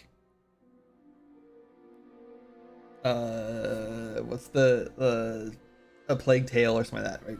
Those kinds of games like so good for story. Like that's the kind of game, and like it's all like voice acted and stuff because it's meant to be like a story. It's like a cinematic experience. So yeah, I don't know. I don't know. Dude, same. ESO has dungeon quests, and some of the early ones are too complicated for random pugs who just run through it. But newer dungeons are just kill bosses, and it's so much less stressful. I recently saw a vacancy for a game company called Grid Online. I think their goal is to create a game that's similar to Anarchy Online. Well, that's cool. But also, I feel like the player bases gave MMO devs PTSD with no fetch quest feedback, so it just goes to show the player isn't always right. Yeah, I think you're right. I do understand the sentiment. Like, so there's like this one quest in Wetlands in WoW where you're killing the like slime, or like they're called like muck something. I can't remember what they're called. Anyway, you're like killing them, and they have, it's like a 5% or like 2% drop rate or something like that for this one item that you need. And it's just one of them, and you have to kill like probably 50 to 60 of these stupid slimes for it, and everyone hates that quest, right? I think like if it just said kill 50 slimes, players would be like, okay, let's do it, you know? Like that, it would have been like, it's gonna be a grind, but let's do it. But if it's like find this one item, then like people are trying to find that as fast as possible, right? So I just think like if you're gonna do like a fetch quest, I just feel like it needs to be something that is like feels obtainable, and it doesn't feel like you're being ripped off, right? I think that's the difference. I think it's just a mindset. Like I think if it was like find 5 of these plants and they're like planted around a lake or something, so you have to walk around the lake and harvest them, that's probably fine because they're just around the lake. If there's 20 players there trying to do it and you're like competing for resources, that's not okay, right? So I think it's all about context. Always be mindful of not being swayed by the voice of the oh my god, swayed by the vocal minority. Yes, agreed. I think I've done that a lot in Swords Magic. I think I was very much swayed by the vocal minority. For the most part, I think we did like get a lot of feedback about certain things, and so those are the things we focused on for the most part. But yeah, there is definitely a very vocal minority who wants certain things in that game that we probably didn't need to put in. Any reason you even want to have quest givers then, or even a quest system? Why not just have a bulletin board that says kill X boars, 10 XP? I think quests give you like dopamine, right? Like seeing a quest giver with an exclamation point is like, oh, that's where I need to go, right? It also like leads you, right? It's like they're like tiny breadcrumbs that just like lead you through the world. So when you see a quest giver, you know that you're going the right direction. And then the quests also can give rewards, and that feels good. It also gives you a location to like come back to, I guess, when you have to turn the quest in. A bulletin board could work. I just think it's not as personal, and you don't like, it doesn't feel as much like an adventure, and you just feel like you're just doing chores then.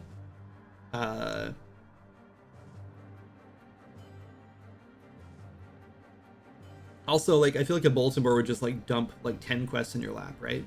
And that might feel a little overwhelming when you just get 10 quests at once.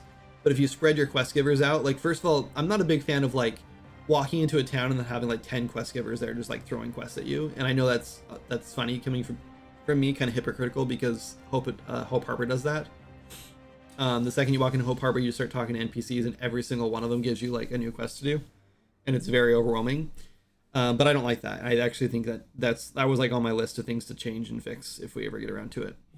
But I think if you do it the right way, like if you just like start the game and there's a quest giver in front of you and you're like, okay, and you go do that one quest, and then that quest leads you somewhere else where there's another quest giver, and you're like, okay, I got a second quest, neat, and then you finish the first quest, and then that second quest is like, oh, I'll just hit it on the way back, you know, I'll do this thing on the way back.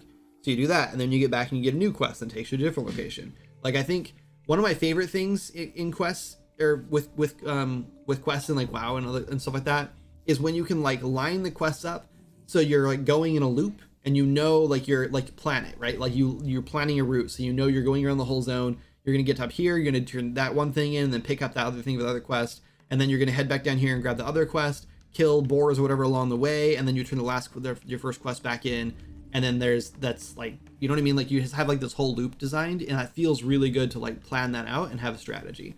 I think with a bulletin board, you're kind of just like, okay, all these quests are spread out everywhere, you know, like I guess I'll just go over here and do this quest, and then go over here and do this quest. Like I don't know, like I guess it has a similar vibe, but I feel like having quests in different locations around the map also like gives you storytelling approaches too. So for the players who do like to read the dialogue and you want to tell a story, there's actually a story there.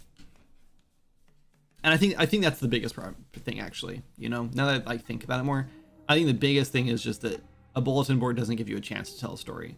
And I'm not saying that I think players should stop and read every single dialogue, but I do want to tell a story. I want to write stories. Like that, I think that's what every game developer wants, right? Like at the end of the day, like sure, we want to make cool experiences, but for the most part, most of us just want to tell a cool story. So like I'm like, also I love doing that in worlds. Like I love building a zone and then being like, what happened here?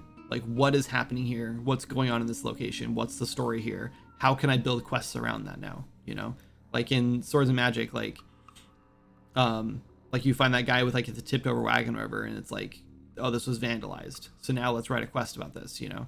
Or you find a place where like the hunter, like her legs hurt, and she's like, you know, she has hurt legs, so she can't go hunt anymore, and this thing happened, right? And those are really lame examples, but like I don't know, I think WoW does a really good job of like having a zone, telling a story for that zone, and then fitting quests into it that like tell that story, you know, slowly.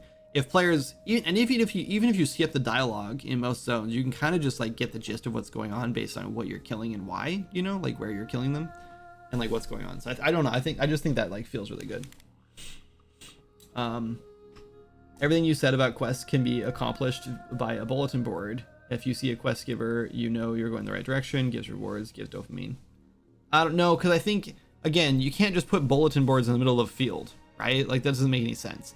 Also, I also don't like the less immersive way to handle that. Like, for example, I love wanted signs, like wanted posters in WoW, because one, you know this is going to be a challenge. Like you find it and you're like, okay, this is going to be like a mini boss kind of thing, you know, like this is not going to be easy to do. I have to prep for this. I have to be like a little over leveled probably, or I have to get a group together or whatever, right? Like the Hogger one is such a good example. But when you finish that, you might take the quest from the bulletin board. When you finish it, you have to go get your reward from an NPC, right? You can't turn it back into the bulletin board and get a reward, right? So like you're still going to find the NPC afterward. So yeah, and I think those like quests are obviously like this bulletin board has a quest. Obviously this is going to be, or this signboard or whatever, or this wanted poster has a quest. Obviously this is going to be killing something that's like problematic. You know, it's going to be hard. You mentioned not wanting breadcrumbs, so you won't have quests leading you to future quests, right? No, that's not what I meant. When I said breadcrumbs, I meant like I don't want a trail, like a magic trail that tells you where to go. I don't want a GPS system. I won't have an arrow pointing you to where to go. Players can go wherever the hell they want to do, where they want to go.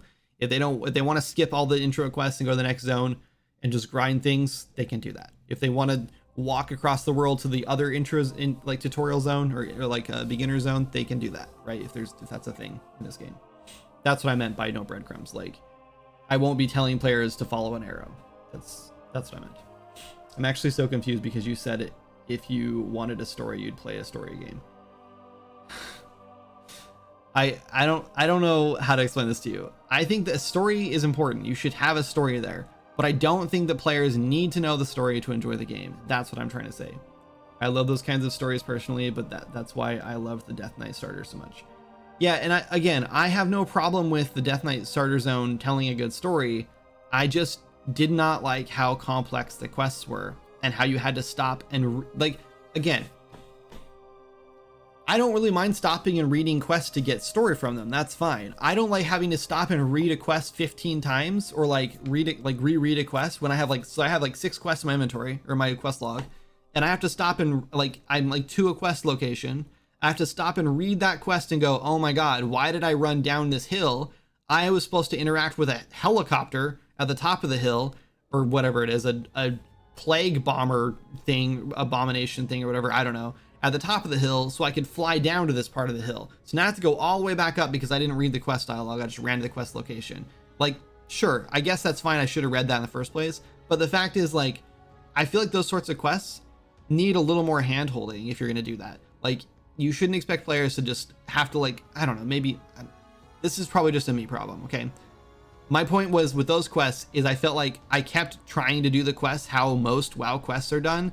And then when I got to the location and started to do the quest that way, I realized this is not how they want me to do it. I'm not supposed to be killing these enemies. I'm supposed to be using an item to incapacitate them and then kill them, or get them down to 10% health and then use an item. Or I'm supposed to, you know, throw this item around the area and incapacitate 15 of them at a time because they swarm me and kill me. Like, there's like so many different like ways to handle those quests. And you have to, before you do any of those quests, you have to stop and read the whole thing and then plan it, like, right? And there's nothing wrong with that. But I just didn't like it because that's not how WoW quests were ever built before that, right? WoW quests, the World of Warcraft before that was like, here's a world, here's something to do, here's a task to go do in this world, go explore and do it, right? So I didn't have to stop and read the quest and say, well, how do I handle this part? Like, what's the mechanic here? Or, you know what I mean? Like, the mechanics were just kill things, collect things, interact with things. That was it. And so, like, when Wrath of the Lich King came out and they were like, here's some new quests, it was like, okay, cool, here's the world, go explore, and then here's my tool set. And then it was like, wait, this isn't my tool set. I have to do 50 different things that I've never had to do before. So now I have to stop and read every single quest. I don't know how to explain this any better. I'm sure there's a better way to explain it, and I bet you there's better worded opinions online about this, because I know that some people did not like these quests. And I know I'm not alone here. Again, my point was, I don't want to with this MMO, I'm fine with quests with stories. I think everything needs a story. It would be stupid to just say, like, here's the game, just, you know, kill 50 of these things and you get bonus XP. Like, that's dumb. Like, what's the point of that? Like, if there's no reason to be doing it, then that's dumb. Even if the player doesn't know what the reason is, they know there's a reason. They know some guy was like, there's a big threat going on in this town and there's like people are being kidnapped or whatever, go find the gnolls and defeat them or whatever, right? Even if they skip through that, they're like, gnolls, okay, 15 of them, okay, yep, let's go. Like, they know that's going on. Like, even if that's all they know, they still know there's a reason for doing it. Even like their character knows what that reason is, even if the player doesn't. You know what I mean? I don't know how to explain it. No, you're good, Shabla. I'm not upset. I think you're right to call me out on it, because I didn't really explain it very well and I didn't really know what I was talking about. So from a high level, what's the architecture of your quest system? Any plan to use a plugin like Flowgraph or SU sucks? It's not pronounced sucks. No, because I think I've already built the quest data out, and how it works is this. So let's make a quest for this guy. Boom, there's a new quest. You can drop in a quest data table. I forgot that's not how that worked. Here's the quest data. So here's our test quest. So I give them a title, description. This is for development only, so like players don't see this really. The quest type right now I have campaign, side quest, profession quest, class quest, and custom. So you can make something special if you wanted to. We might not even have campaign quests. I don't know. Right now I'm kind of leaning against it. I think we just do a bunch of quests and like they just tell a story and you just go through the world. I'm a huge fan of just dropping players into a world and saying, hey, here's a very brief background of like what's going on in this world. You're a dude who's here to like get some training, or like you got hired to do this thing or whatever. Like, you're just a nobody dude, right? Like, you don't really have anything, or maybe you just You're just leaving the farm, right? You were working on this farm, and now you're going on an adventure. Here you are, and you just let go into this world. I'm a huge fan of that. And then players just find their own adventure, right? Like, oh, here's a guy over here who needs help. I'm gonna talk to this guy. Oh yeah, he needs help with this thing. He lost his necklace. Like, let's go help him find it. Like, I love that, because then I feels like I'm on an adventure doing what I want to do. I'm not a big fan of campaign quests in MMOs mostly, or usually, because it makes you feel like the hero, and then you're like the chosen one, and you're like the only hope, you know, for this whole kingdom. If you don't do this campaign quest, it'll never get done by anyone else, and then, you know, the kingdom will fall.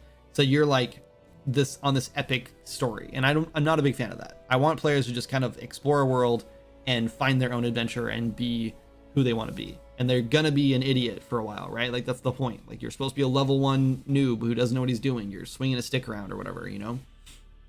Anyway, that's the plan. So I think campaign quests might go away.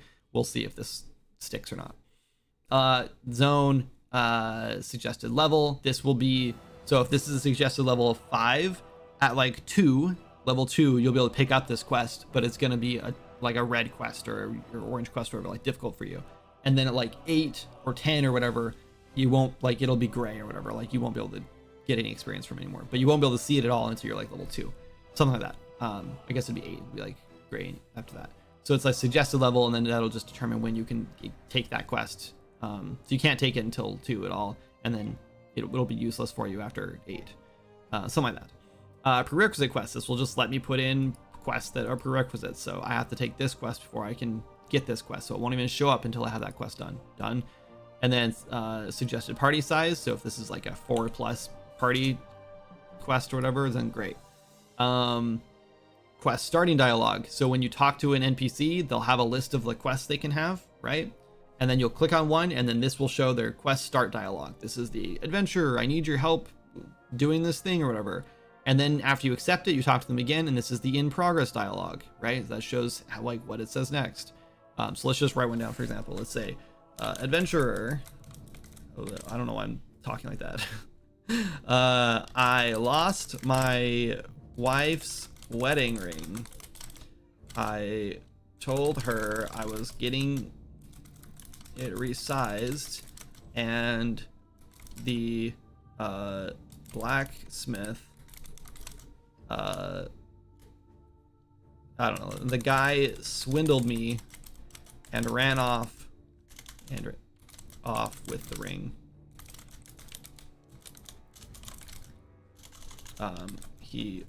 Last I saw, he headed across the river to the east. Can you get it back for me? And there's a accept quest button, right? Okay, and then you in progress quest. I hope you can get my wife's ring back from that bandit across the river to the east. There's a little hint in case, you know, you forgot. I mean, you can read it in your quest log and you'll see this dialogue, so who cares? Anyway, and then complete quest.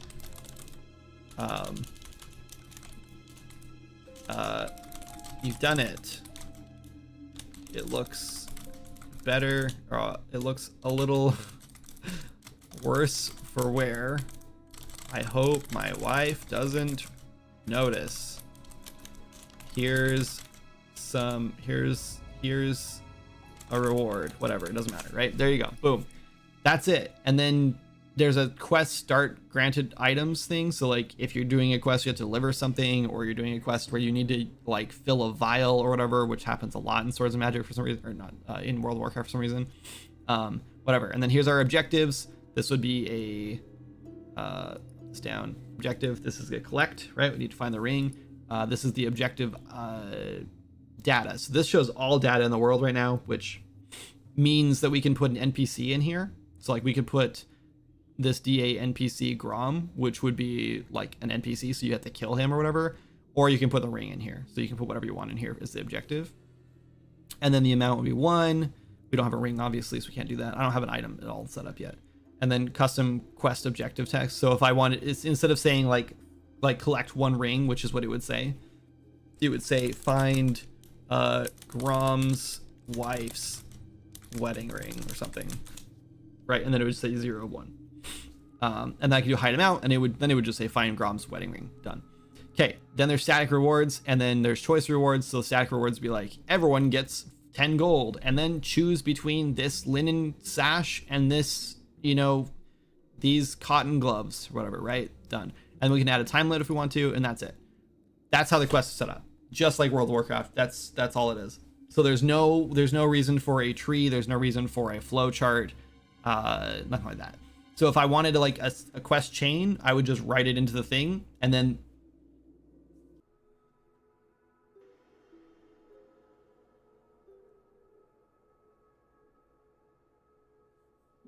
yeah, we have to redesign that. How do we do that?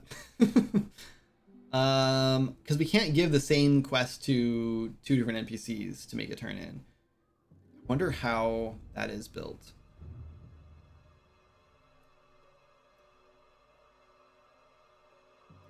For my high level, what's your architecture? I assume Flowgraph is similar to building AI with behavior trees. That's really helpful for non-tech designers, but I think everyone on their team is very comfortable with the engine. No, I think there's a lot of reason to be using a flowchart sort of system. Like we use a plugin for Swords of Magic called Dialogue plugin. It's very, very creatively named, and that is essentially just a flow chart that starts at the top and then like has like branching dialogue, right? That I don't want to do something like that for this because I just don't want branching dialogue. I don't think there's any reason to have branching dialogue. We could have like dialogue extras in here or something, like in retail WoW there's a lot of like dialogue where you can talk to an NPC and they have like 3 like speech things you can like ask questions about, and you click it and it just pops up and shows you the next thing. We could do something like that, I guess, but that could all just be built into a data table, no problem. Or a data asset, I guess. It's designed by an engineer from the Witcher series. It allows for very dynamic quest designs, but I have never used it. But I assume it's a no-code solution. Yes, it is. It's an editor tool. I've never used it either. I'm just assuming it is.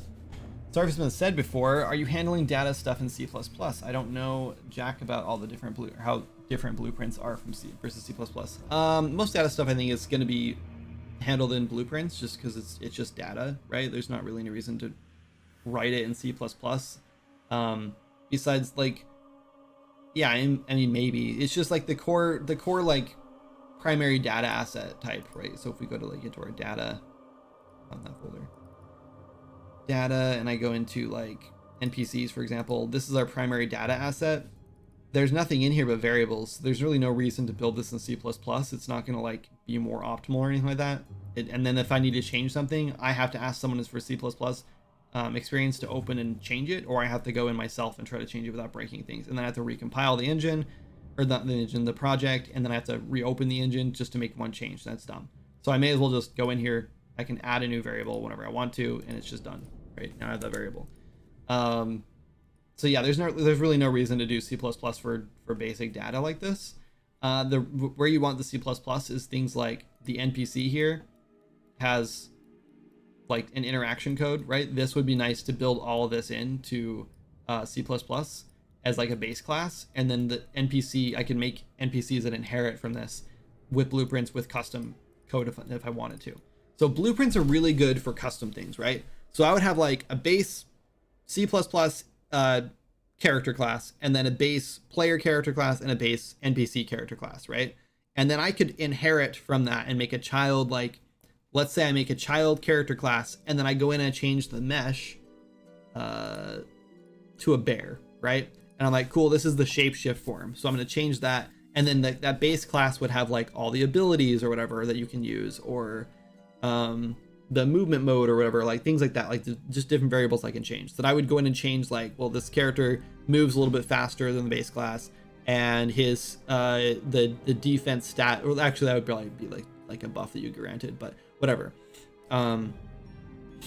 Yeah, so maybe there's like an on spawn like gameplay effect you can spawn, which would give you faster movement speed and like a 20% armor like bonus or something as a bear.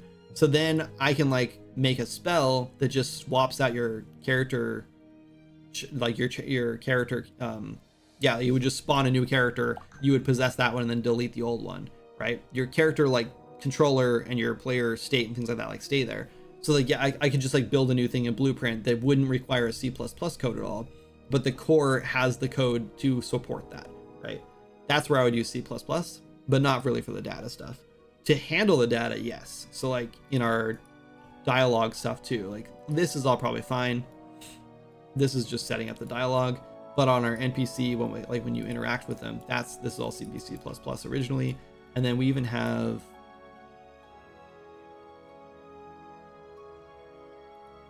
this. This is our task manager blueprint. This would definitely be rewritten in C++. This has a bunch of code on it, and all this would be way more efficient in C++. So this will be converted to C++ and replicated, because right now it's not replicated at all. It's all just local. So yeah, like if I hit play with 2 players right now, I don't know what's gonna happen, but it's not gonna be what I want it to happen. Oh, and I think I did standalone. Hold on. No, this is gonna work. Hold on. Net mode, play as client. No. Actually, sure. Let's do that. If this crashes, I'll be actually, I won't be that shocked, because this crashes almost every single time I try it in Swords Magic. Okay, these guys are moving around. Somehow they're actually being replicated. Animation's not being replicated. So they don't animate. They don't swap their weapons. They just walk. So their movement's being replicated, which makes sense, but that's it. Which is actually surprising as it is, because the client's controlling the movement. I guess the server's also controlling it. I don't know, whatever. Yeah, anyway.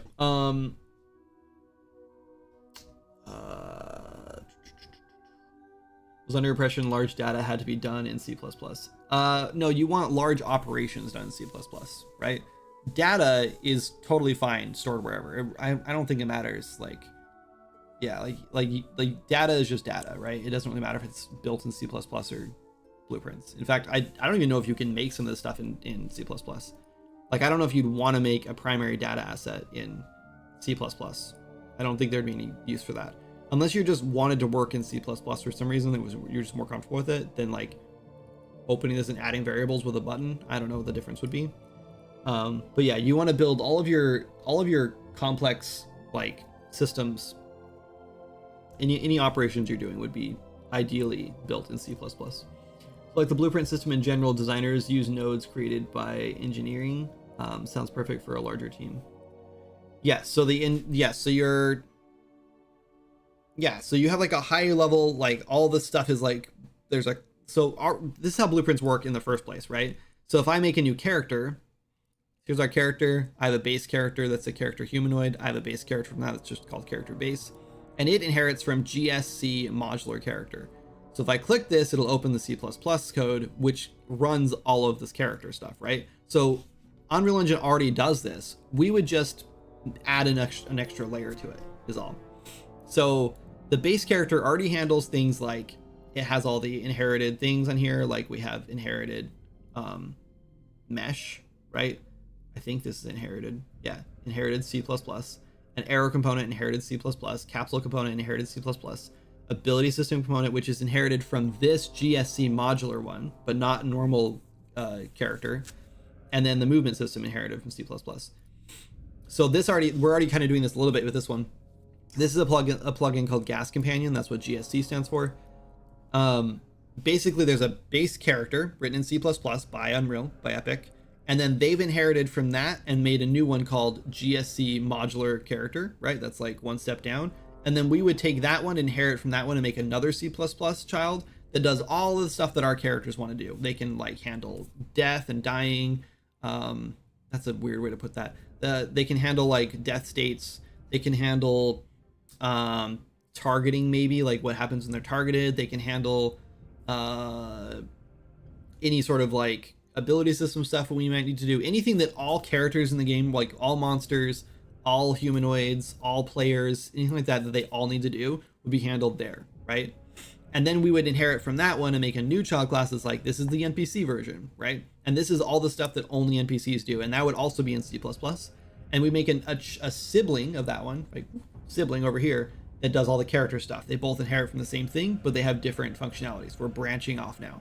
And that's where we first branch. And then we have the characters. The character is also written in C++, and it handles all the stuff that characters can do, all their ability stuff, maybe, maybe like, I don't know, maybe it stores their like player data, anything that we want to save, like their inventory, stuff like that might be stored on there, or probably on the player state. I don't know. That's all. This is all like Moz stuff to figure out. He likes this kind of stuff more than I do, probably.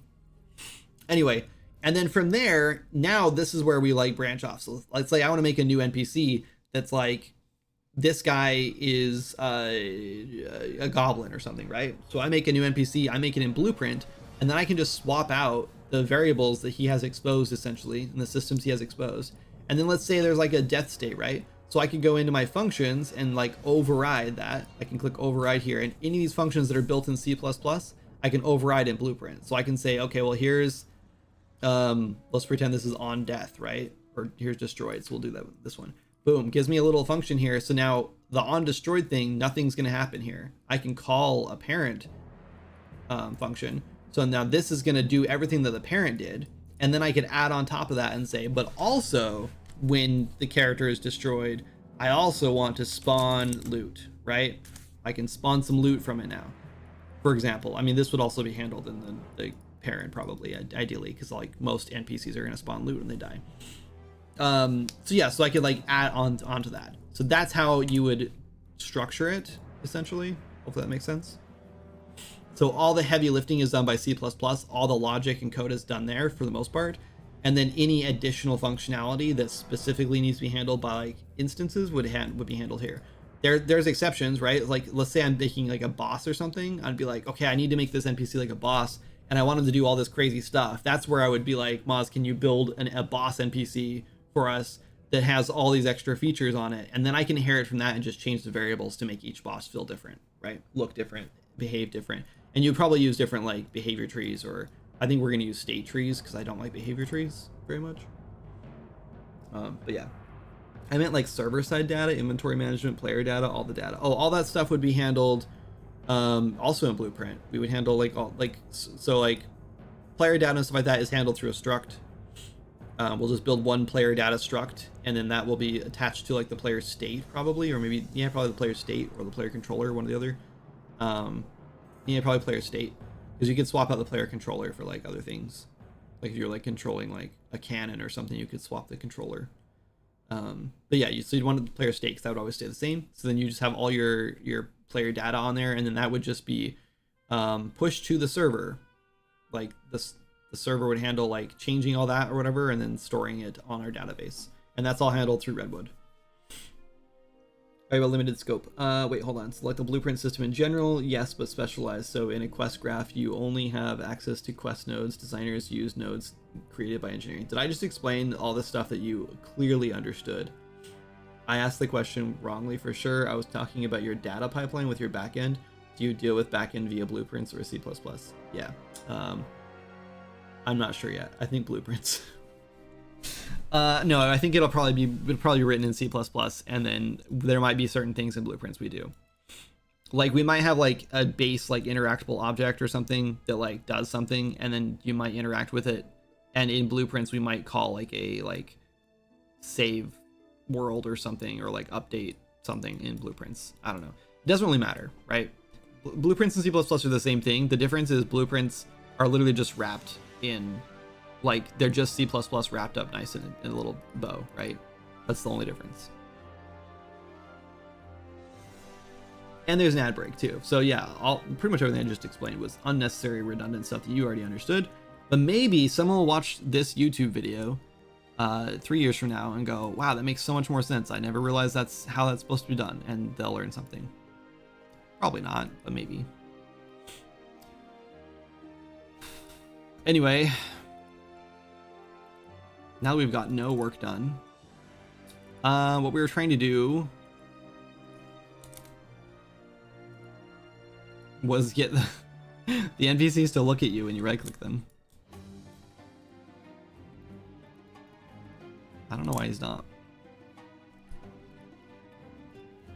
I think it's just because they're set to move toward their target, or their movement. I swear it's called movement. And we turn that off. I don't know where it's at.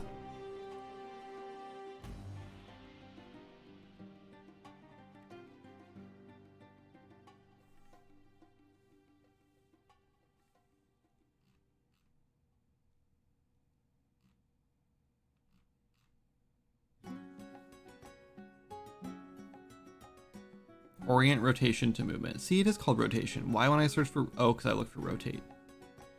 But this is off, so I don't think this is the problem.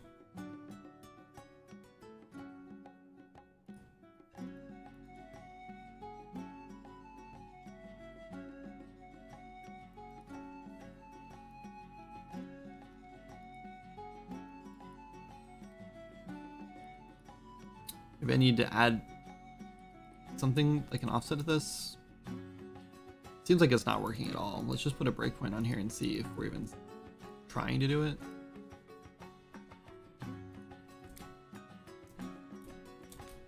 Hey, what's up, Mateus? I'm confused. Is this not even attempting?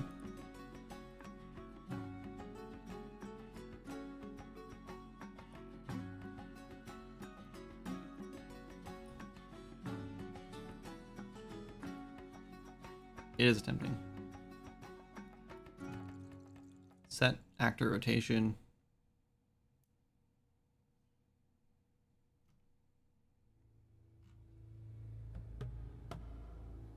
Something is stopping it from doing it. You know, it might be this.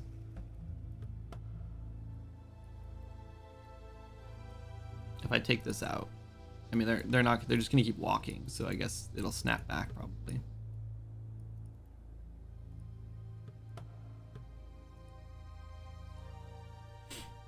Anyway, one question. Do you already have in mind what you would make your MMO different? What would make your MMO different from other MMOs? We have a lot of like random features that I think will be better. Or not better, but like make it stand out. Oh, that time it worked. Okay, so it's just not working when they're like trying to move. When he's trying to move, he's switching his rotation to where he's going. That might be...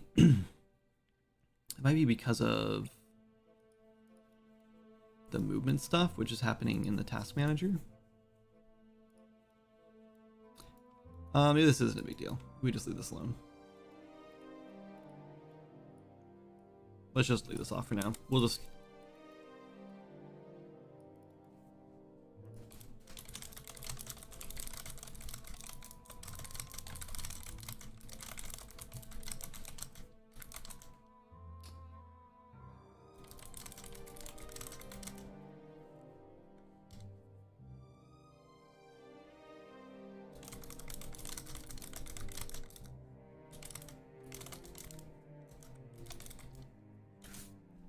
Yeah, I think C++ will handle this without the AI move stuff, so I don't think we have to worry about it. Anyway, yeah, Mateus. So our core pillars right now are pretty much like we're looking for a more slow-paced feel to the game. Like we don't want it as like leveling is the game. I'm starting to feel like I really want to focus on like the world and exploration as like there's a quote, I think I don't remember who said it, but one of the WoW designers back in the day said that like in World of Warcraft the world was the main character, like it's the world of Warcraft, which is why it's called that, and that's what's special about it, is it like it's not the player is the main character, like that's, you know, that's like a more single player game. It's the world, right? Like the world is the focus, it's the focal point, that's like where the stories are being told from, whatever. So like the focus is on exploring the world, and I really like that like direction, I guess. I think it makes a lot of sense that like when you're building an MMO, like the point is to explore that world. And I think retail WoW and a lot of other modern MMOs kind of like have dropped that off because like it's more about the raids and like end game and like that loot cycle, I guess. So we're trying to avoid that.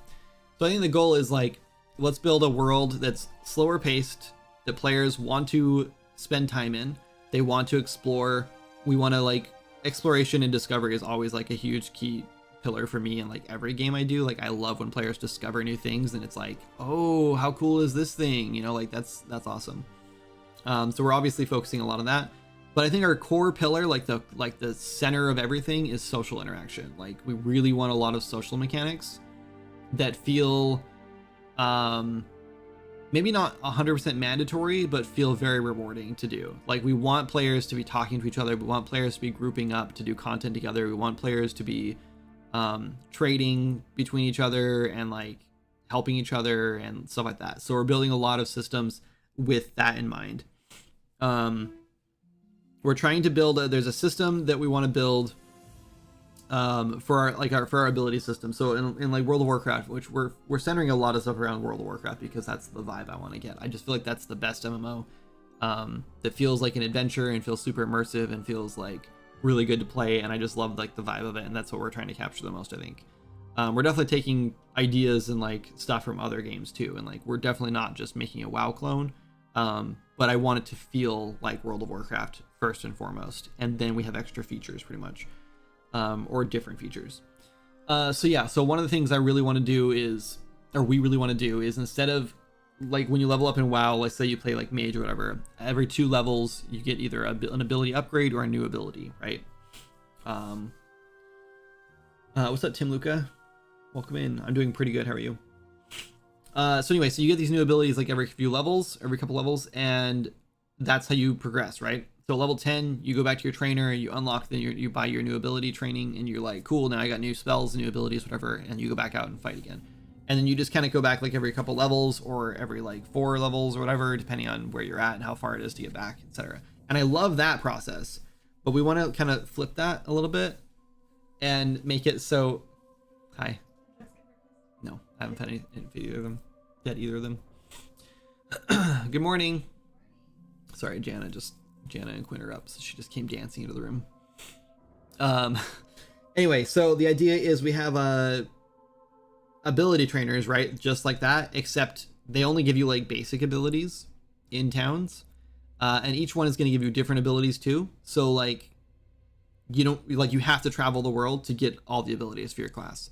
There won't be like a limit. You can have as many as you want, but you can only have so many on your bar at a time, right? So you might have like 40 abilities total, and you can rank them all up. Like they'll all have ranks, but they'll be leveled up or ranked up depending on how often you use them, probably.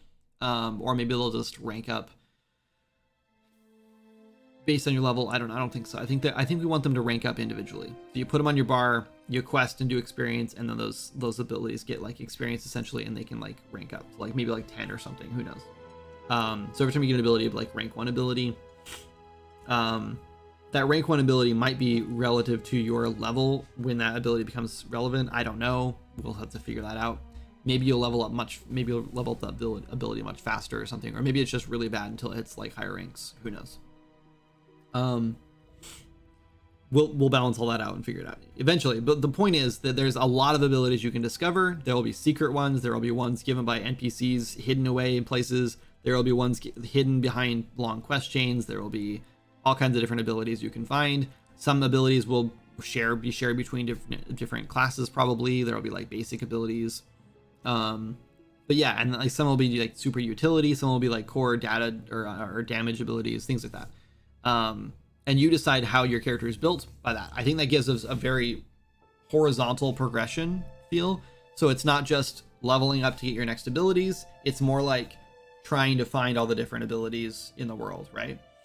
We're working on your ideas. Sounds pretty cool. We're making an MMO. We don't have a name for it yet. Right now it's called Project Campfire.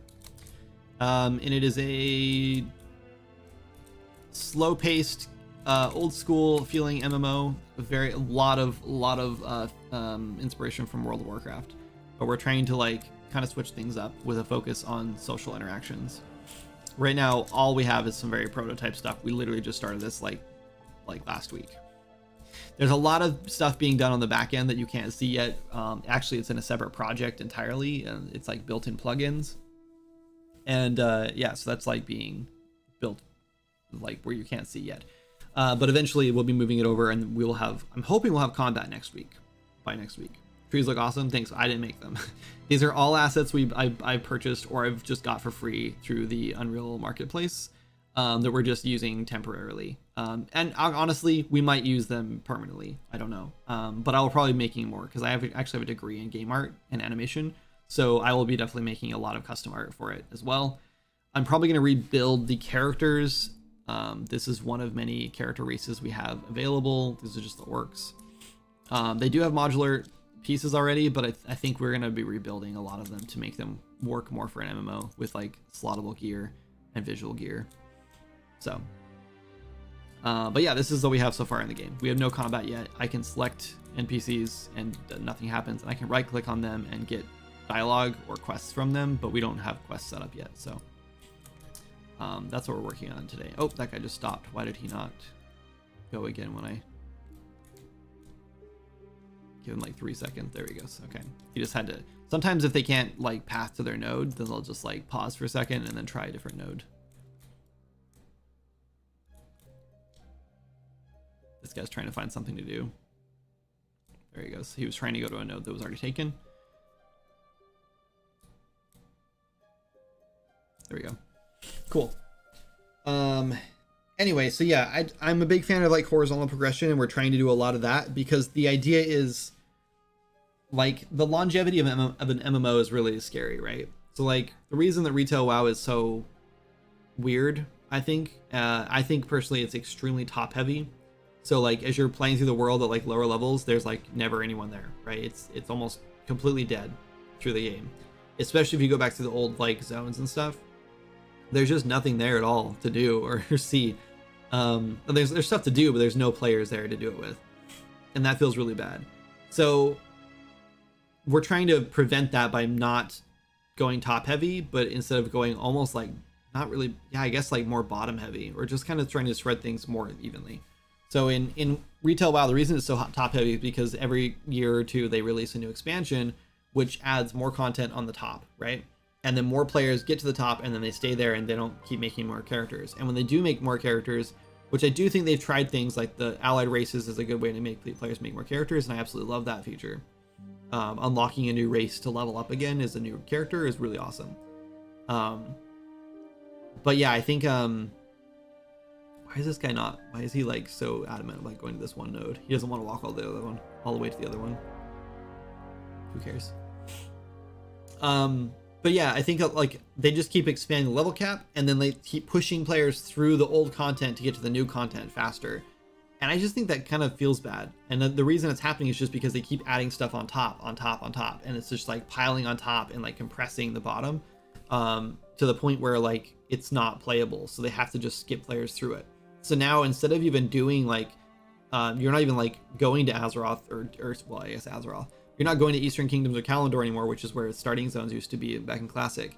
Now, instead, you're starting and basically going right to the Dragon Isles at level 10, which is crazy because you skip all of that. Like, basically, all the old Classic like zones and stuff are irrelevant now. Like, they're just completely useless, and they just sit there collecting dust. And I hate that. So the goal is we want to build a game so when we get to the point where it's like, okay, we launched the game, now what do we add? The idea is to kind of focus more on like how RuneScape adds features and content with like a voting system, and we just let like our more seasoned players like vote on what content goes in essentially, so the game gets built around what they love about it. In next expansion, we kind of we're kind of going to revisit all the old zones. I think some of them, yeah. I don't know about all of them, but yeah, like I've heard that they're going in a better direction with this next update, which I'm actually really excited about.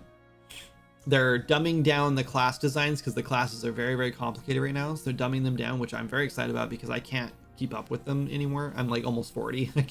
I just can't do like the complex, like I can't manage like, 15 keybinds at a time. It's just too much for me. The one button rotation is kind of nice, but like, I feel like that's way too much. Like it's way too dumbed down. Like I don't want to just click one button, but I want like 6 abilities to manage, and Classic, that's what Classic feels like. You do get more on your bars, but like, still like that's end game. Like you work up to that, and it takes you hundreds of hours to get to that point. So like you are gonna master it over time, right? You have to. So I love that. They bring in a praise system that goes over all the world. Well, yeah, but the praise system isn't like you're not motivated to go back to like burning steps, right? That's not how the praise system works. The praise system just, as far as I understand, maybe I'm misunderstanding this. As far as I know, the praise system just makes it so you like can be attacked at any time. So as you're questing or leveling up, whatever, or doing dailies or whatever, a random NPC can spawn and attack you. That's it. I honestly think that the praise system is going to be dumped. I don't think they're going to keep it. Maybe I'm wrong. I hope I'm wrong, because it sounds cool, but also just sounds like a gimmick. It just sounds like one of those things where it's just there to like shake up the gameplay a little bit, and like I feel like there's better ways to do that than just like have you attacked by random NPCs. But who knows? I also wonder if they're gonna attack you like in dungeons and stuff and cause wipes, like, because that's gonna be really annoying. I don't know. We'll see. The next two expansions feel like victory laps. Going back to Northrend and Outlands and stuff, I thought delves were a gimmick, but they kept them. Yeah, I'm not sure how I felt about delves either. They just feel like lackluster dungeons to me, and like I'm not a big fan of like the single player content very much.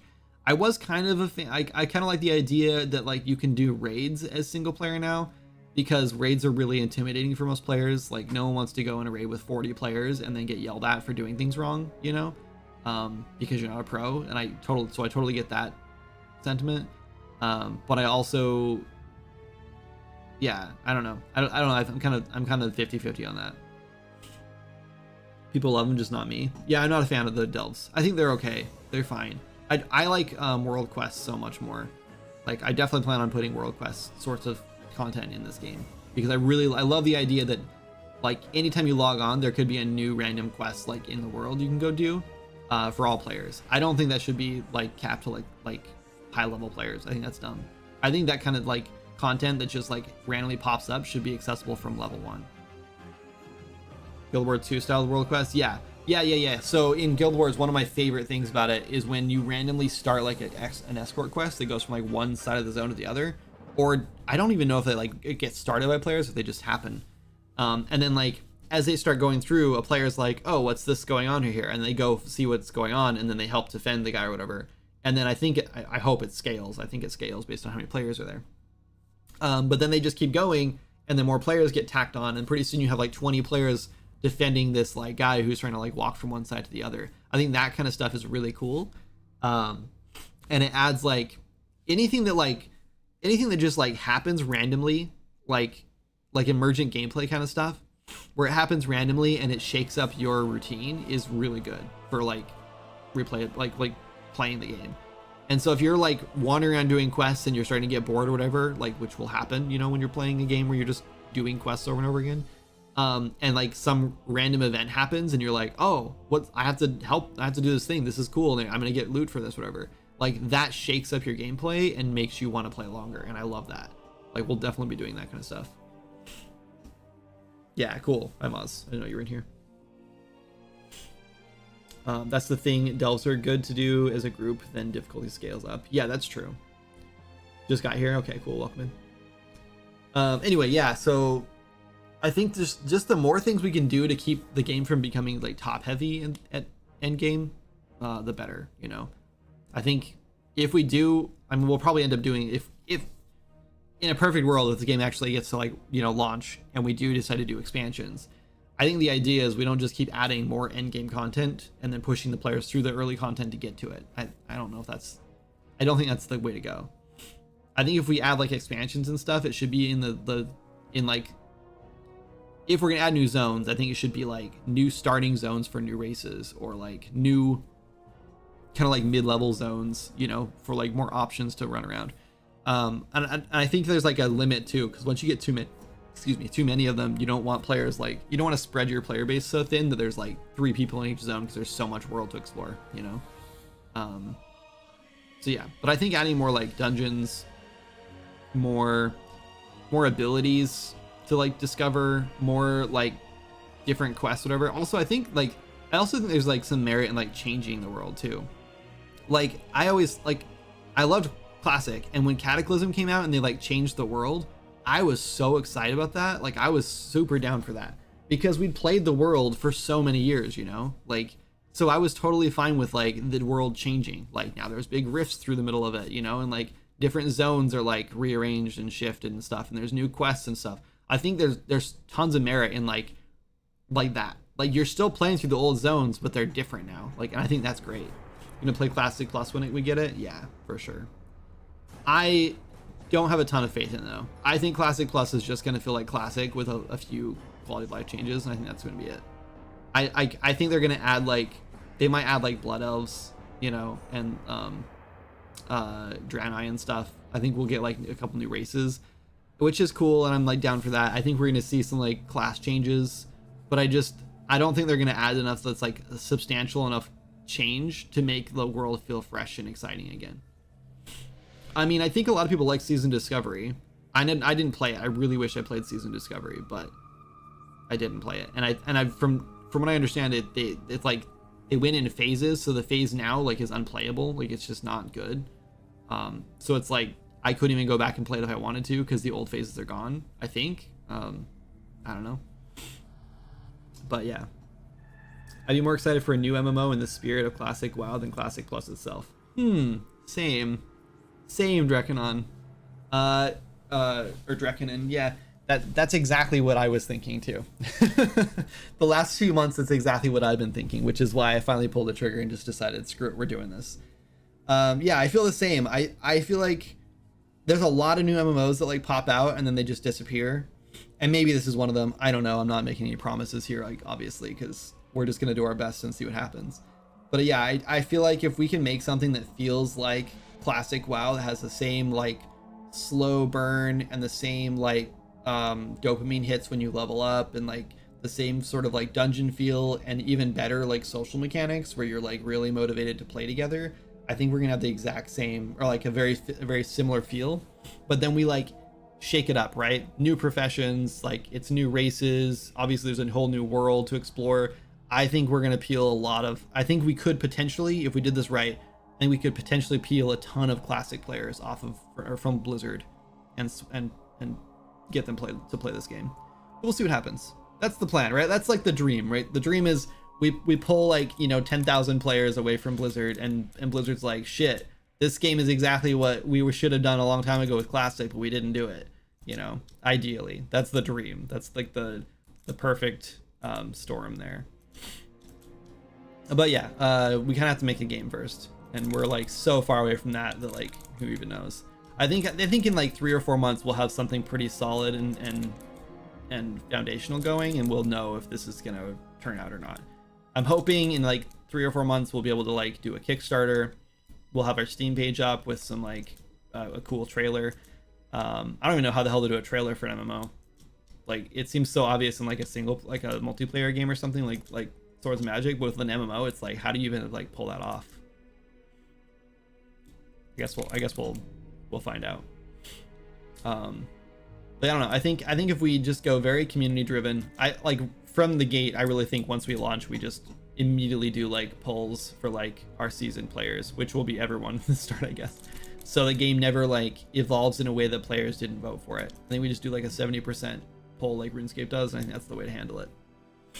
OSRS is kind of peeling WoW players right now. Yeah, it is, and it's because Classic or OS old school RuneScape is catering to players, not like the bottom line. From what I've heard that OSRS makes like 10% of the money, and RuneScape 3 makes the rest of it for Jagex. Yeah, right. Which is like a good thing, right? You know what I mean? Like it's like that means that the old school RuneScape is like catering to the players and not the bottom line, which is why so many players are playing it. Is it a good thing for the devs who need to get paid and, you know, feed their families and stuff? Maybe not. But they still have RuneScape 3 to do that, I guess. We won't have that. So that's the scary thing about this game, is I feel like we had to stay pretty lean to make this work. We're not able to have a team of like 40 people. At least not right away. Anyway. RuneScape 3 are about to remove the microtransaction pay to win right now. Oh, interesting. I've actually been pretty interested in trying RuneScape 3 again. I played it a long time ago, and I kind of want to try it again. 3 to 4 months so soon? I mean, I think Maz and I are pretty quick. I think we're gonna have like combat in like next week, I think I will, once we have combat in and I can start building quests and content, I think I'm gonna have a pretty, honestly, I think we'll have like a nice little pre-alpha set up within like a month from now, you know? Like, I'm not too concerned about it. I think within 3 or 4 months, we will probably have a pretty solid foundation of a game.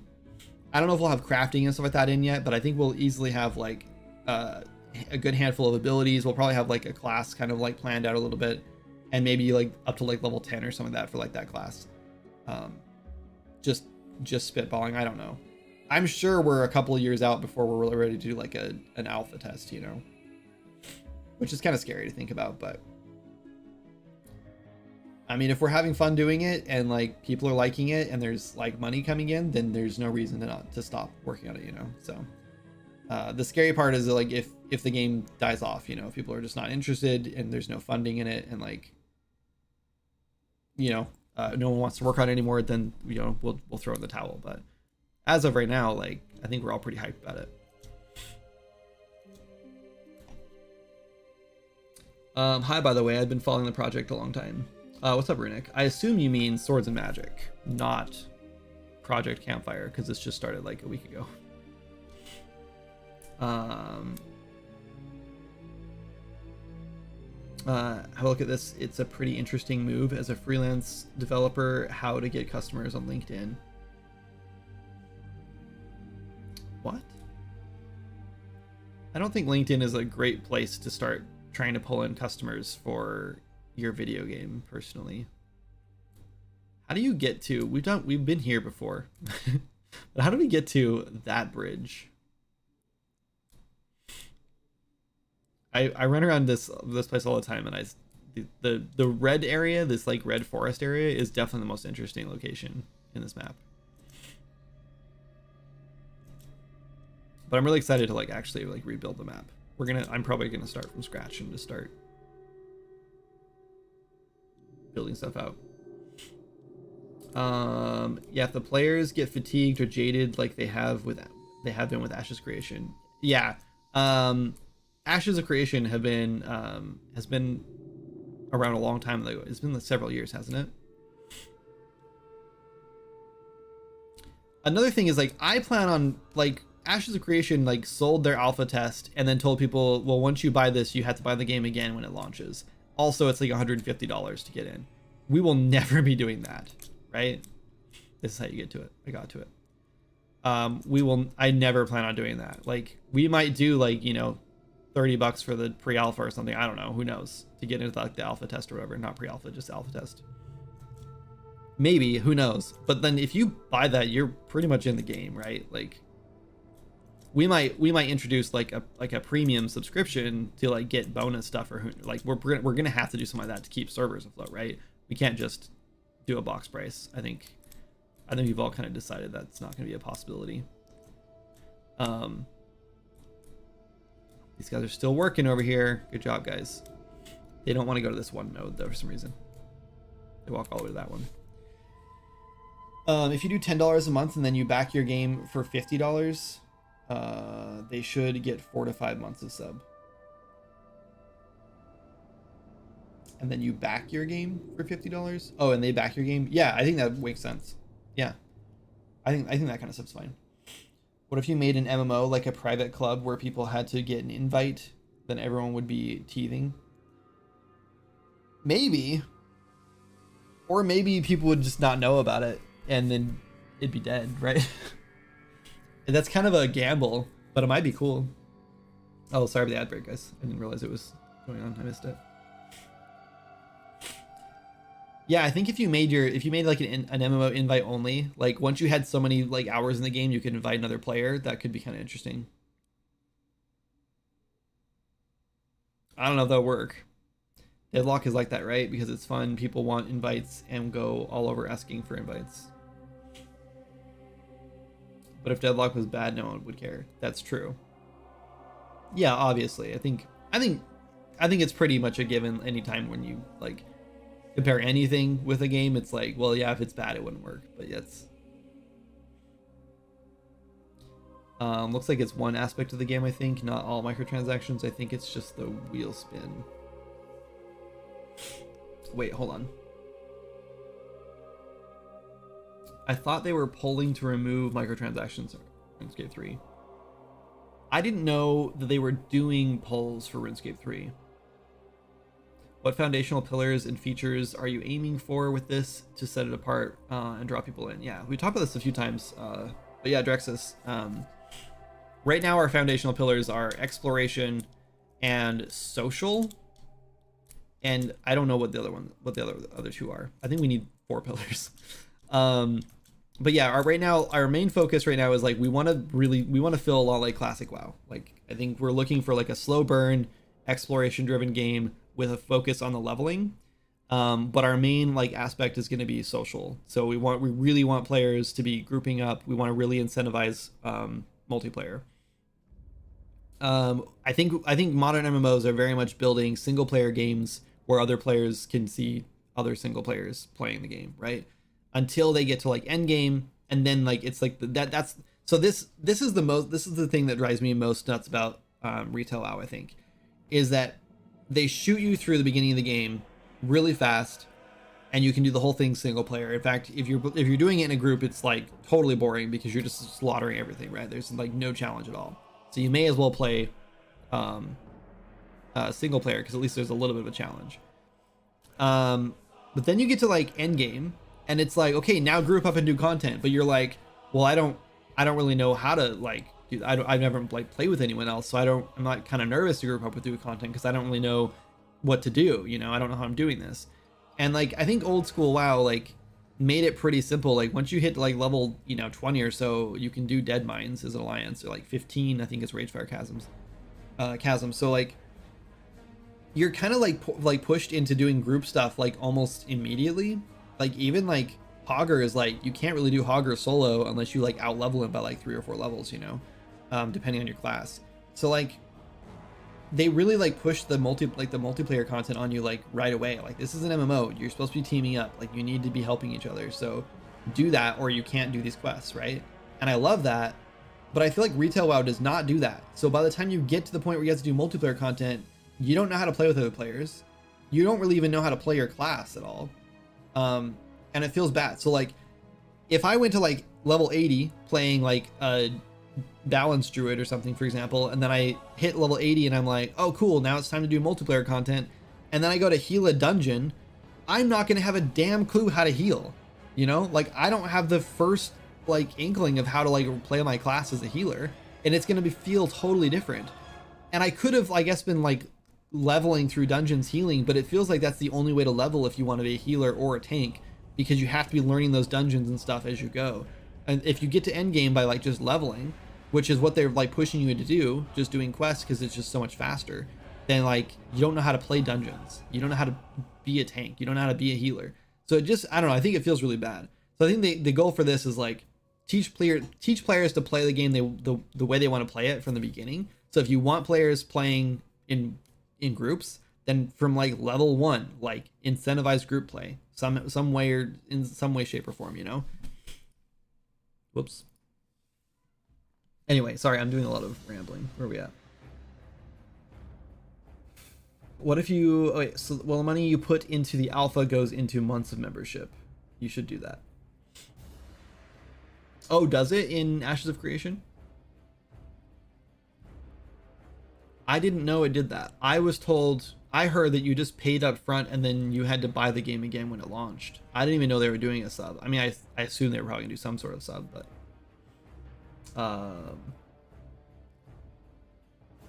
we only got OSRS because we got like 500k votes or something. Right. Yeah, I think it's pretty clear that people want old school MMOs back. This might just be my algorithm, so it might be very, very limited, but I keep seeing so much content about like Lord of the Rings Online and a ton of stuff on, which is like still weird to me. Like I don't understand why people ever play this game, but like I think unless you have nostalgia in, I feel like this game is just like weird. But like EverQuest, like there's a bunch of content on like people playing like old school like EverQuest, and I'm like, this game is so dated, and it like, I know it was like the grandfather of MMOs or whatever, but like it's just weird. Like I've seen people playing it, and it's just like, how are you even supposed to know what you're doing? Like it's just like the UI is awful and so dated, and like I don't know. So yeah, I think the plan with this is sort of like, let's just update WoW Classic and make it feel like a Classic Plus. Is kind of what we're doing. We're kind of just building the Classic Plus that we want, that Blizzard isn't gonna give us probably. So anyway, but yeah, I also have lots of plans to like shake things up. Like I don't know, we've been talking about housing. Like we've been talking about like I think this is gonna be a very like late game thing. I don't think we need to do housing for a while, but we have talked about doing like housing. I think we should do running out of texture space. We've been playing for a while. I think we need to do like instead of player housing, I'm kind of leaning toward something like a guild housing thing instead. I think player housing could work, but I just sort of feel like if we have player housing at like instance player housing, it's gonna feel kind of lame. But if I go over here and there's like a plot, you know, off the end of this road or something, and it's like for a whole guild, and like 100 plus players can use that plot, right? They can all be contributing to like building it up and growing or whatever. Maybe they even have like instanced housing inside of it that they can go in, who knows? So everyone can have their own room inside the guild. I think that kind of stuff is cool. But if you have like a plot over here just for one player, now you have to like, I don't know, like there's reasons, like, and I think Arcade did a really good job with it. There's good reasons to have like a whole plot just for players to like own and then pay taxes on. If they can't pay taxes, then they get kicked out of it. And I think we could definitely do that kind of stuff. I just want to make sure it doesn't like flood the whole world, and it still feels like a wild world to like explore, and not like every 10 feet there's just another house, you know, that players have built up and like litter their lawn with a bunch of garden gnomes or something, you know, like that's kind of what worries me. Is like I want players to like run around in a world that feels dangerous and like wild and like it's fun to explore and do quests in, but I don't want them to like, you know, I don't want the whole world to feel like a big neighborhood, you know, or feel like you know, like like Minecraft servers, like old Minecraft servers, you just like log in and it's just like wasteland of like place blocks and towers and like giant holes in the ground and like half-built bases and stuff for like as far as the eye can see. That's what I'm afraid is going to happen if we like just litter the world with like player housing, so players can actually get a house. Like we have to, if we want enough player housing in the world so players can actually get a house, then it's going to be like littered, right? It's going to be everywhere, because only one player can have one of those plots. And like if they keep it for 2 weeks, even like that's 2 weeks that another player can't get a plot, you know. I don't know, I think it depends on scale of the game, how many players we're actually anticipating, things like that. So we'll know better later. That's why I think housing is one of those things we probably would want to launch after the fact, or like plan for and then like scale it depending on what our player base looks like when we're ready to launch it. Anyway, how long have we been live now? 2.5 hours? Feels like forever. Feels like we've been doing this for like 4 hours. Let's get some work done. I think it's time to start building some quests. Not designing quests, but like get the quest system working.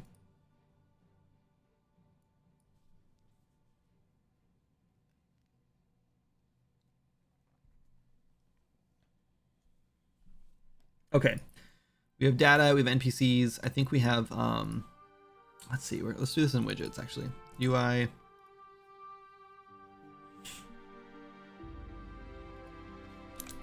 Oh, not that. Damn it. Okay, widget. This is gonna be quest entry. Sure. I'm trying to decide if we should put like a border around this or it should just be text. It needs to be a button.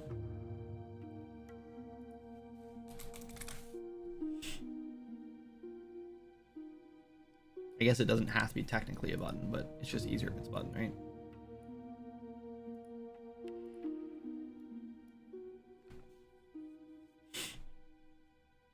Let's make it a button, and then we'll put put a horizontal box on it, and then an image. We need an exclamation point, and then we'll do text. Not a text box. Text. Okay, so this is gonna be a quest. Let's do padding, left padding. Let's do 10. And this is gonna be an exclamation point.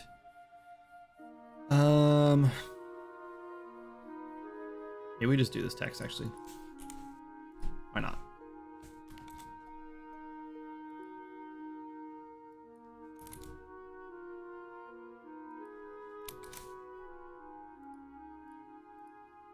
Let's make this like 24.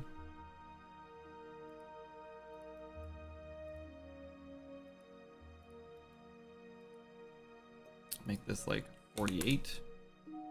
40. I don't like how much padding there is on top and bottom of this text, this font. We'll do -5.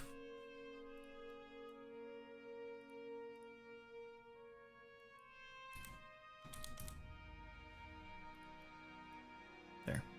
Let's make this yellow because it's a quest. What other color would make it? Okay, let's make this button look something. Actually, I think I kind of want to just make this button invisible and just have it like highlight the.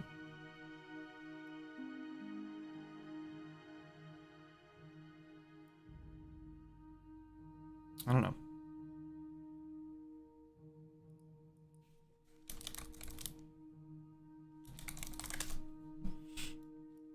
Maybe. I guess we also need to check if it's completed and then change the exclamation point to a question mark.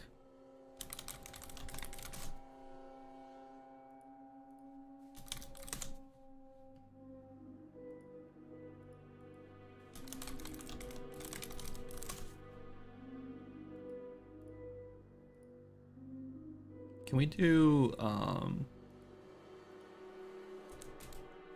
do an outline?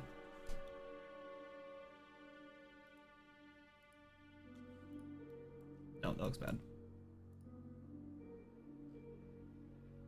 Maybe we make it like a darker yellow.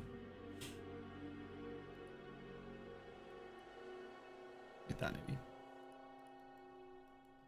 That's better. What if we do... Sorry, I'm being picky. Sure, let's try that. Okay, and then this color, we're gonna go the color set over here for this. Okay, and now for our button, let's make this look different. I actually think we're gonna cheat and steal some visuals from this one. Or maybe we just don't, you know? Like, I kind of just wanted to say, like, I just want to be like text. Let me just make it invisible.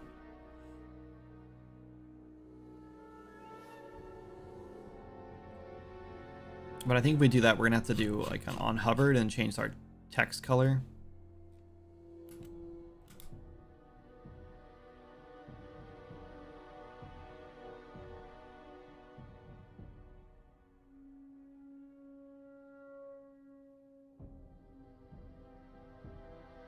Or maybe we just do, like...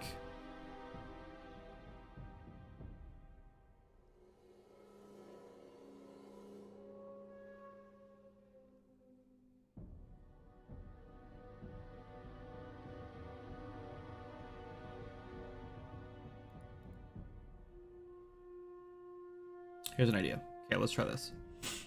Let's wrap this with an overlay. And on the overlay, let's put a blur.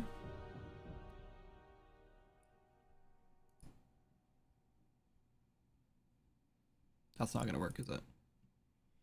I think we have to blur the whole thing instead.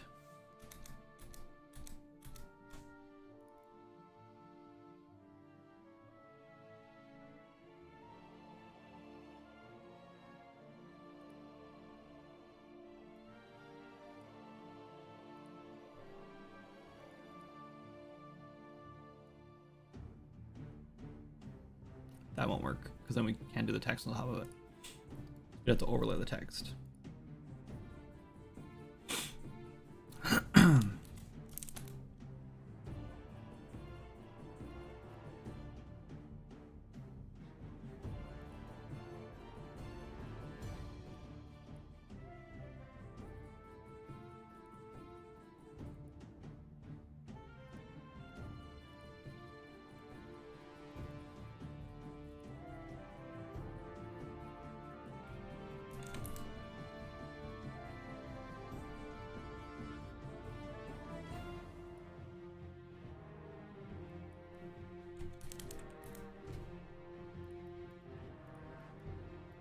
Maybe. Let's try that. Let's do a...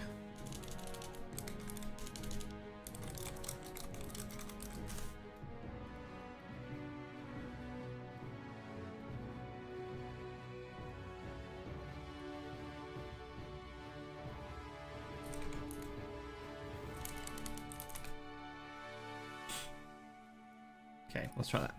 And then our quest button, we will make, I want to try to make this look good first, and then we'll just go white, and then very transparent.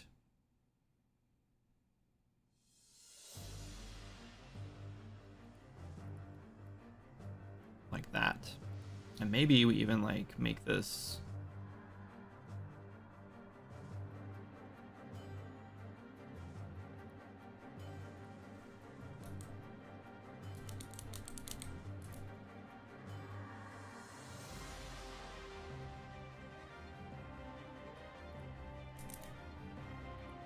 changing.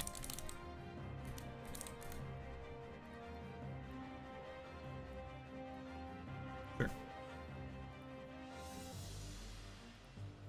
Okay, so now let's copy this one and paste this into hovered. And now we're going to clear this out.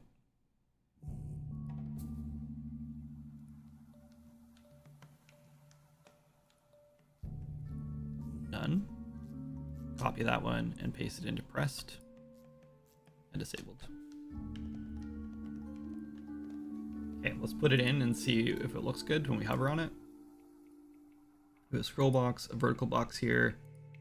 We need a quest box.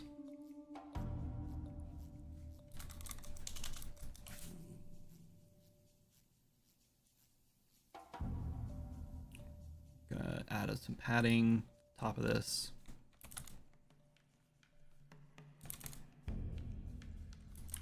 Right in the middle.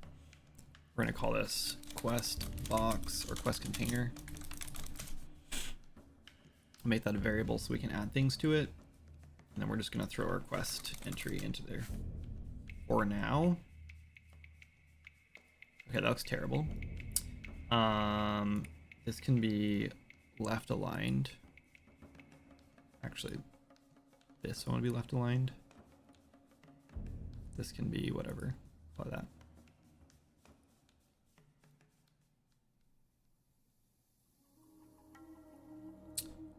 I don't know. I think I want this full. Nah, we'll left align it. Okay, so now we need to make this smaller. So let's do 18.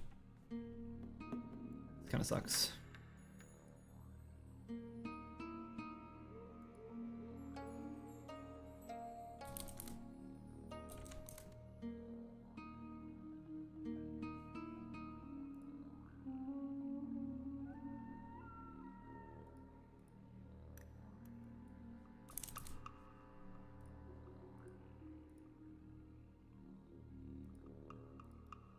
That's better. That looks good. The exclamation point is too high.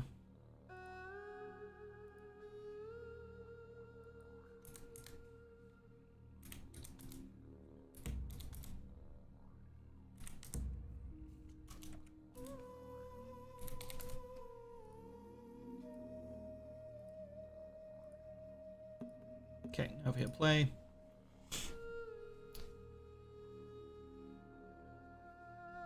See, this is the problem with working on stream. Is that I start working The second I highlight it, it stops highlighting. Why?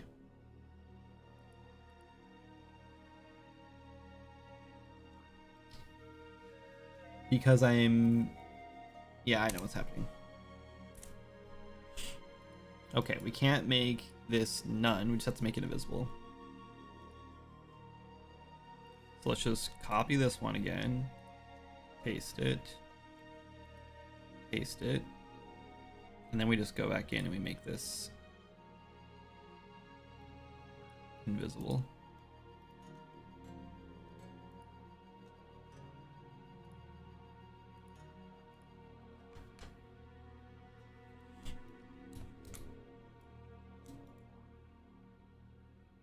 Nope, still not working. Because we're making it, I think what's happening is because we're making it invisible, it's considering it as like it's not being hovered anymore. Oh, I know what's happening. That looks good though. I like that. I know what's happening. Oh, hold on. Easy fix. This and this need to be set to non-hit testable. Actually, we'll just do it on this. Children. I wonder if it's because we made them variables that automatically sets that to be visible. There we go.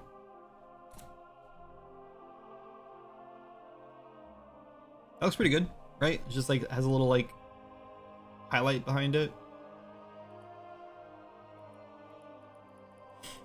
How do we make that so the text gets smaller when you click it though? I feel like there's a built-in thing for that, right? Button. Yeah, like press padding. Let's go like 18, 3, 18, 3 maybe? I don't know. Maybe that should be 2 actually. We don't have sound effects yet for the buttons. I mean, I do. I just don't have any in the engine yet. That padding's not working. Oh, I know why. Because that padding is not in the button. So we just have to do something with this. But it doesn't matter, because when we click on it, it's going to open up. Yeah, it doesn't really matter.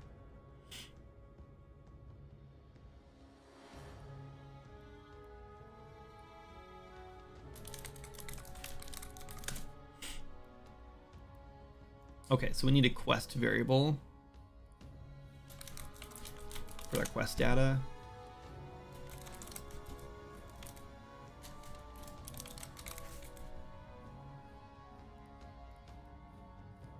This should be exposed on spawn.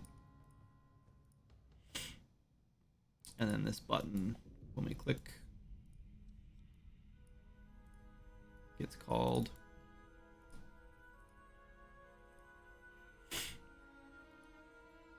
Cool. So when we construct here, we're going to do get quests. We still need to figure out how we're going to turn these quests into a new NPC. We might need to like, I guess we might just be able to like set up like a turn in NPC ID. And then we give both NPCs the quest. And then if there's a turn in NPC ID and it's equal to the NPC it's on, then you can complete the quest, otherwise you can't. That way you can get a quest from one NPC, go to another one and complete it. I think that's how we're gonna do it.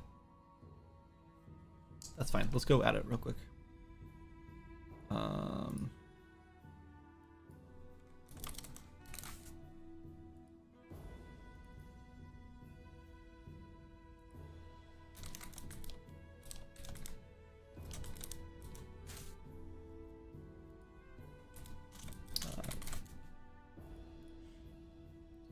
Let's put it up near the completion dialog.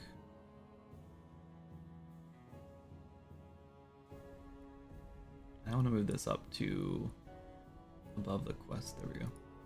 I keep things organized better.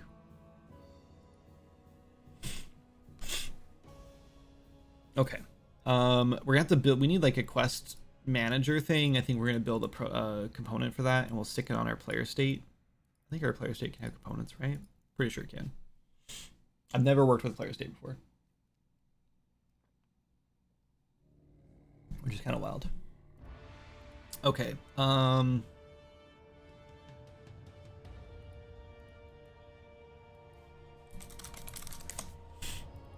right, so for each one of these, we want to create a widget.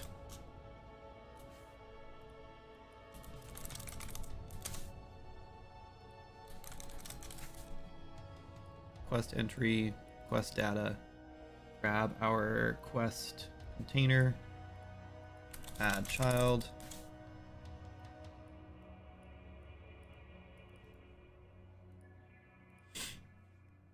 And then we want to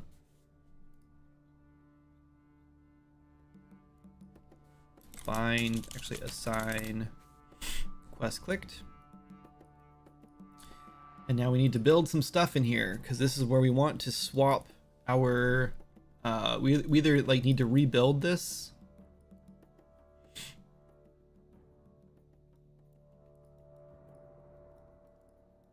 or what I think we should probably just do is add a widget switcher. So like this whole thing.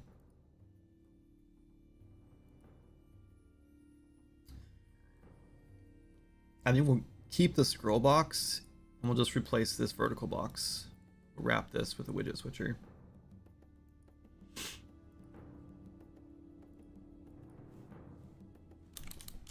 This is going to be dialogue quest switcher.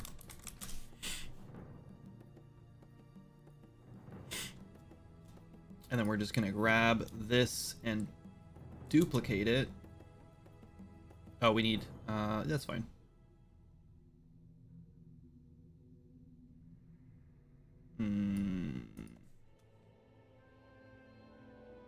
We'll duplicate this. Delete this one. Delete this one. Delete this. We need a button, so let's steal this button. Actually, how does this work? I kind of want to log into WoW. Actually, let's go pull up an image, I guess.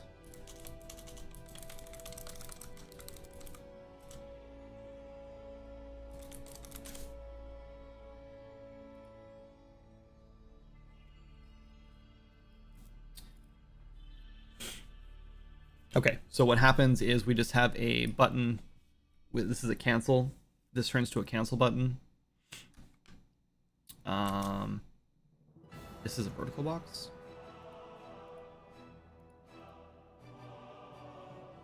Wrap this with a horizontal box. Put this button in that horizontal box. Move it to the left. Left align it. Uh-oh. Left align this. Actually, fill it. This one. Right align, fill. Change this to accept. We are straight up just ripping off World of Warcraft right now, which kind of sucks because like I've actually seen people use some really nice looking add-ons to make their UI look really good.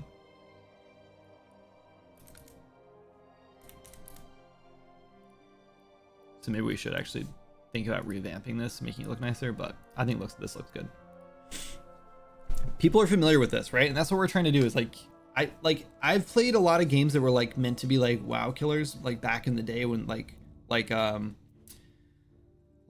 Rift, and there was that like Runes of Magic game. There's a bunch of games that were like, we're gonna make WoW but better, you know? And like I feel like the biggest problem was it just felt so what am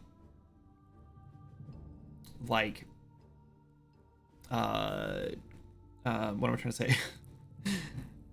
It was just difficult to like learn because it felt so different from WoW, you know? It was like they like change too much stuff. I just sort of feel like we just capture the same essence. Like everything should feel super familiar, and then it's just like a different world and a different vibe, you know? I don't know how close we can get to Swords of Magic or to, oh my god, to World of Warcraft before we get sued.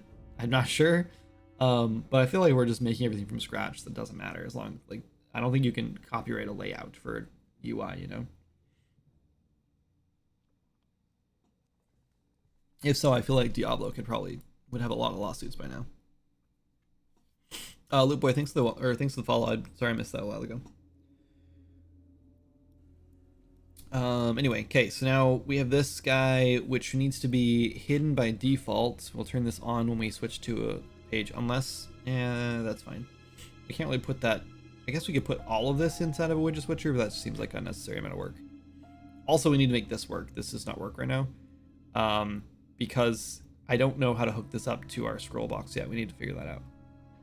Pretty sure we have to do blueprint work for it, but that's fine. It actually sounds like fun to set up, so we'll do it soon.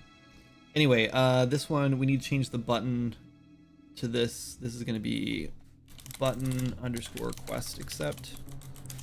And then we need to change the visibility is what we're trying to do. To collapsed.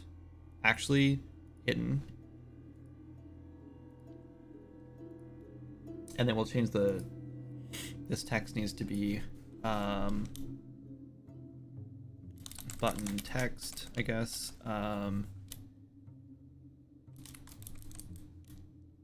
Cancel. Okay, when we click a thing, we'll change this text. If we hit cancel, does that just close the whole UI? I think it does. I need to open WoW to find out.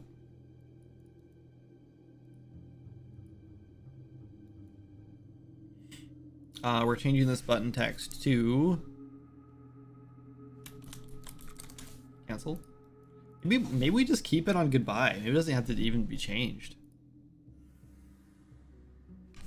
Let's make it decline.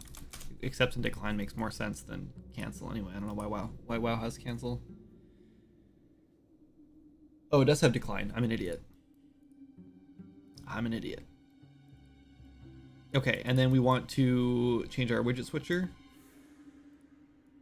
Set index. Yep. To 1.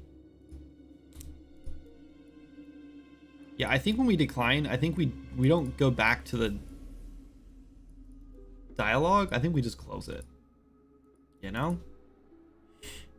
Players can open it back up. I think that's how WoW does it anyway. We can go check, I guess. Rezovius, thank you so much for the follow. Welcome in. Okay, switches that, and then we need to make our quest accept button visible. Set visibility.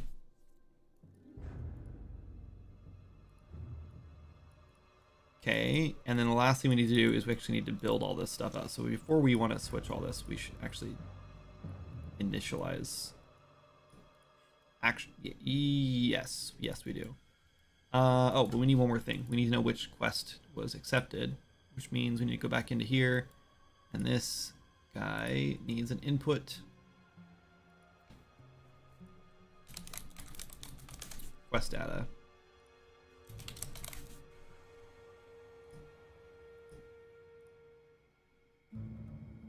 And we want to input this. This is so nice. In UE4, if you do that, you have to delete this node and replace it if you add an input, which is dumb. Cool. So yeah, now we want to set up our actual quest text, which means we need to go change this variable name. Where is it? Dialog switcher. Here, this one. Oh, and this is where we need to show rewards too, quest rewards. We can't really do that yet because we don't have items to like be able to set up like an item like button, an item slot button. Oh, I mean, we could probably set that up, but we wouldn't have the data for it. Let's just skip it for now. We could build like an experience widget. We just drop in here. And like gold, I guess.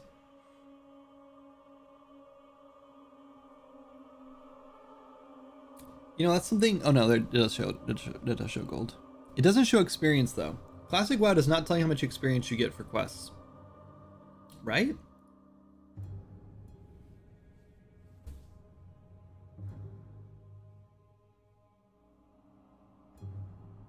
No, it does. It does.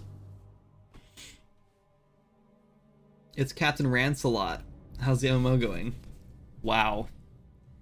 Should have been Sir Rancelot. Like Sir Lancelot. I'm giving you better bully material here, Arrow. You should take it. The MMO's going well. I have not ranted one time today. Right, chat? Right? I have not been ranting. I've been working the whole time. Arrow, if anyone says otherwise, will you just please ban them? Thank you.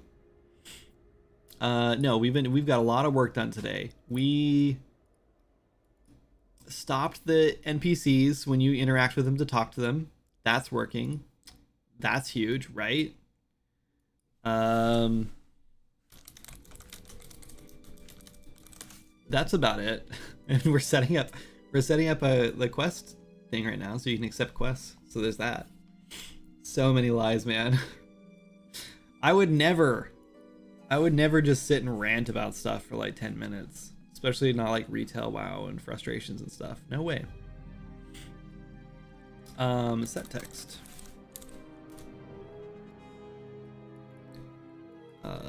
Get text. No, get. Oh yeah, wait.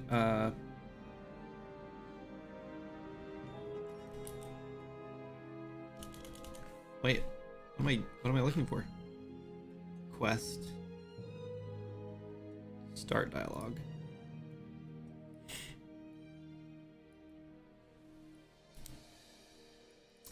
So there's already more complexities here that we skipped over. Like for example, these quests might be completed. So we can't do that yet though. We'll get close to it. But we can't do it yet. So like for example, when we build the quest entry out, when we actually add them, we need the quest entry, or we do it here, I guess we do it right here. So we would just drag this out and have like a function in the middle of this, like a BPFL probably, a blueprint function library function that just says like, hey, is this quest complete? And then we can feed that in. If it's complete, then when you click this, we would change this from the quest start dialog to quest finish dialog, and we would change the accept button to the actually we'd probably have the complete button on the right side.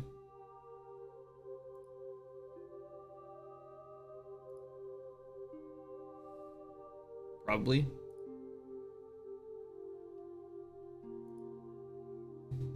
We also need to build a whole quest library, or quest log, I mean. I'm trying to find one that lets me complete the quest.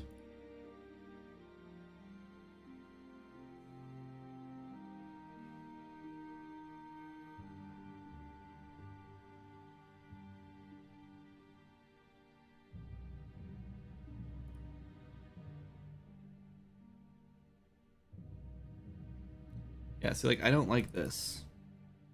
Why is this so small?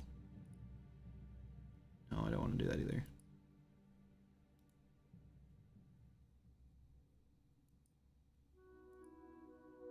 I was gonna say it's a lot bigger than that. I'm not a big fan of like the talking and the dialogue, especially with like the whole skip ahead things. I don't know.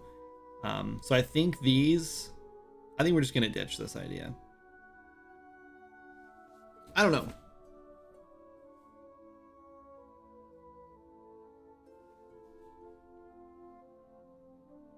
What do you guys think?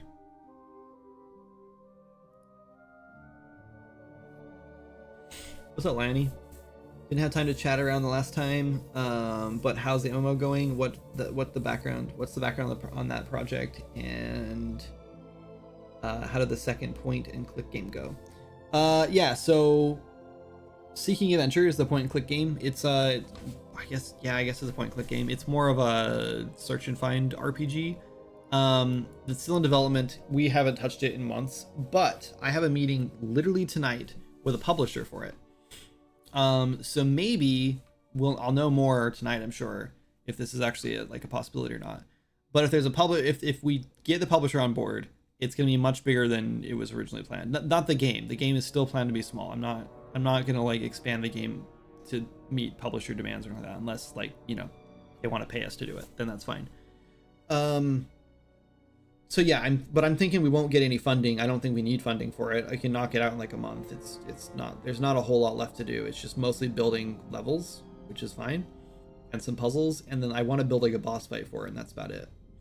I think it'd be cool to have the last level is just a big boss fight where you're just fighting different parts of the boss or something. I don't know. Maybe there's things around the level to click on to trigger stuff. Maybe there's timers going off and stuff, so you have to click on things to open the to unlock parts of the boss or something. I don't know. We'll figure it out. Anyway, but yeah, if there's a publisher involved, it means our goal was $10,000 in the first 2 or 3 months for the game.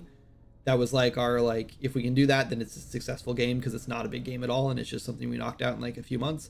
And now it's been a long time, but only just because we haven't been working on it. So if you actually calculate the time I've actually worked on it, it's not very long at all. So yeah, the goal is we'll finish it up. I think we'll probably release it early next year, which was supposed to be released early this year, but whatever. Even if there's no publisher, I think the plan is to release it. I told Jana I wouldn't start a new official project until we finish that one, and I've already kind of sort of done that with the MMO, so we'll see. But anyway, so yeah, hopefully we have this finished next year. If the publisher's on board, there's a good chance for porting to consoles. And maybe other platforms too, not just Steam, maybe Epic, and maybe what's the other one called? Other places like that, sure, whatever. There's also a good chance because there's no text to translate, it'd be very, very, very easy to release in the Chinese market and stuff. But I wouldn't even know where to even start with that. So having a publisher on board, I'm sure they would be yep, we'll handle that. And lastly, just marketing in general. So I'm thinking we would go from $10,000 to ideally 10 times that, right? If we launch on every single platform. Oh, and they would have to translate things from keyboard mouse to controller. That's something that I don't have built in. I'm sure I could do it. I'm sure there's just a plugin I could throw in that just lets me do the whole cursor thing, just like we did in Swords Magic. I don't know if that plugin that we used is available anymore for UE5, but we can figure it out. That's the biggest problem, is just making sure that it plays well on a controller. But yeah, if they can help us with that, porting it, then that's great. Yeah, I'm thinking we could 10 times the revenue we wanted, which might be awesome, because that might fund that might pay all of our bills while we're working on the MMO. It might even fund the server. We might put 20% of that away for the MMO, just to fund server costs and stuff like that up front, just for testing and development costs. So that'd be cool. And then we could do a Kickstarter for anything else we needed, if we needed anything else. Yeah, so yeah, anyway, so yeah, the MMO, we're just kind of chipping away at it. Maz is working on back end stuff, and I'm working on front end stuff.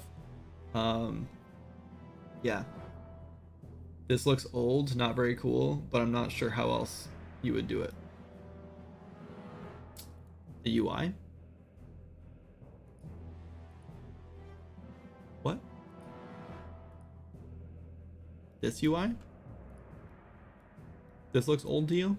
It's supposed to. We're making an old school MMO. The image you were showing? Oh, the WoW one. With the text? That's not old. That's modern. Yeah, no, that's retail WoW. That's how they're doing it right now. We're not gonna do that. All I was saying is there's a quest option, and then text options where you can click on text to get more information. It would be very easy to do that, but I don't want to do it. I mean, I don't know.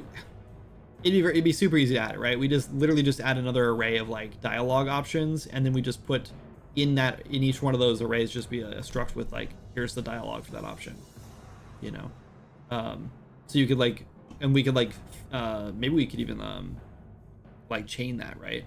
So you could have dialogue options, then you click that one, it pops up, and there's more dialogue options in that one, you click that one, and then hitting cancel just closes the whole thing probably, or it goes back to the main screen or something. But anyway, yeah, so, or back I guess would work. But yeah, I don't think we need that. We'll see how much like storytelling I want to do and how much lore I want to be able to like pump into dialogue with this, but I don't know. I think if there's going to be like storytelling stuff, it should be all like focused in the actual like first dialogue box and then the quest options box, and then role play scenarios.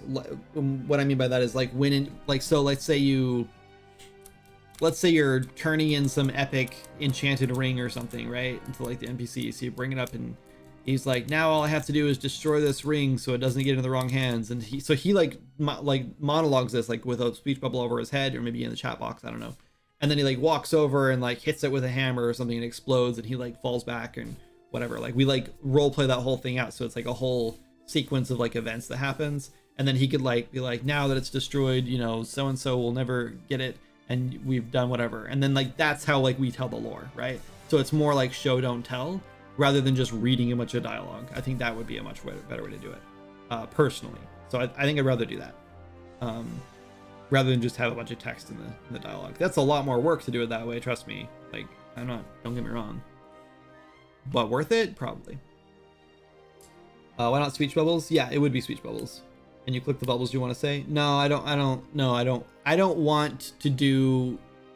Here's Swords and Magic has a lot of branching text dialogue, right? Or a lot of branching dialogue. I don't want to do that with this game.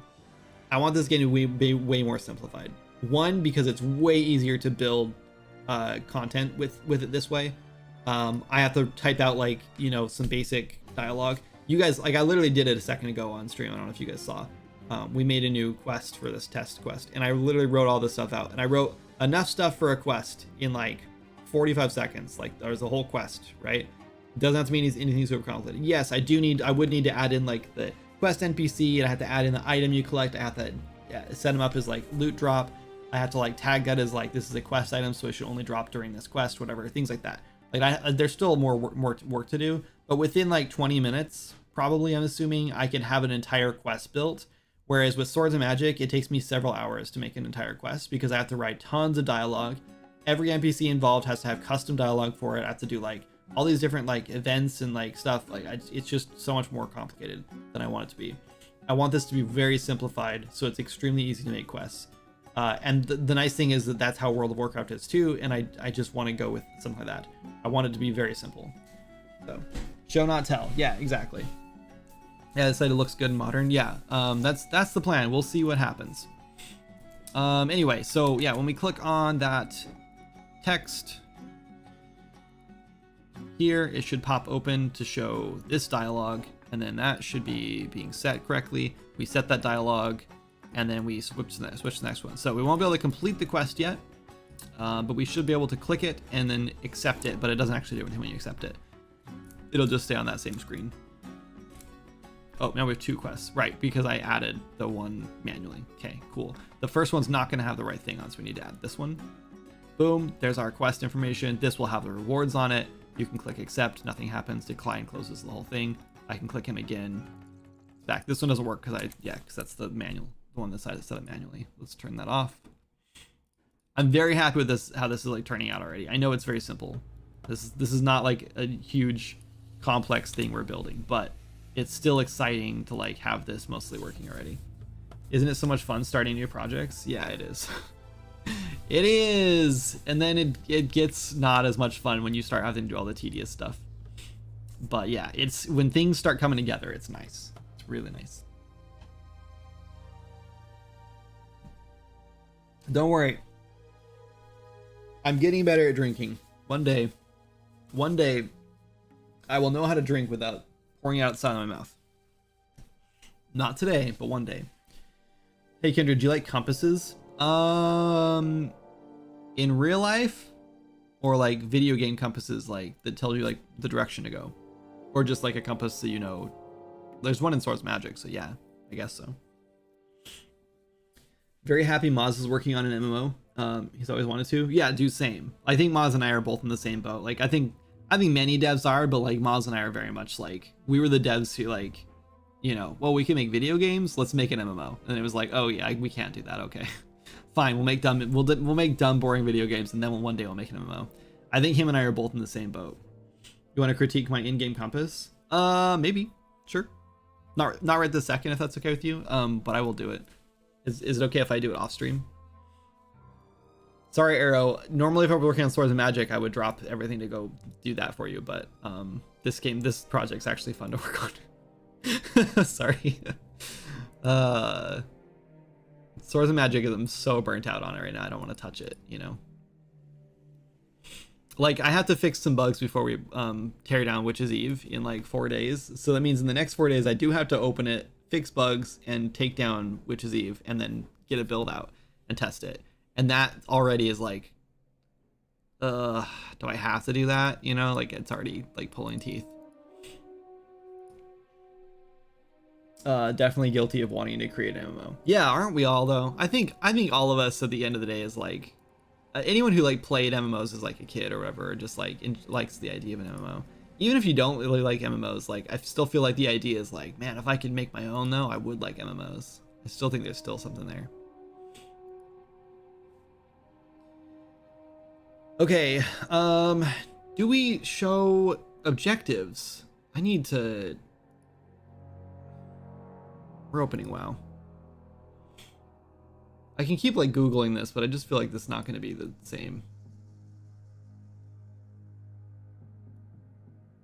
What? I'm in a queue on a Thursday afternoon to open Blizzard, to open Battle.net? I've never seen that before. There's a 30-second clip in Gamedev if you ever want to take a peek. Oh, okay, I'll look at that.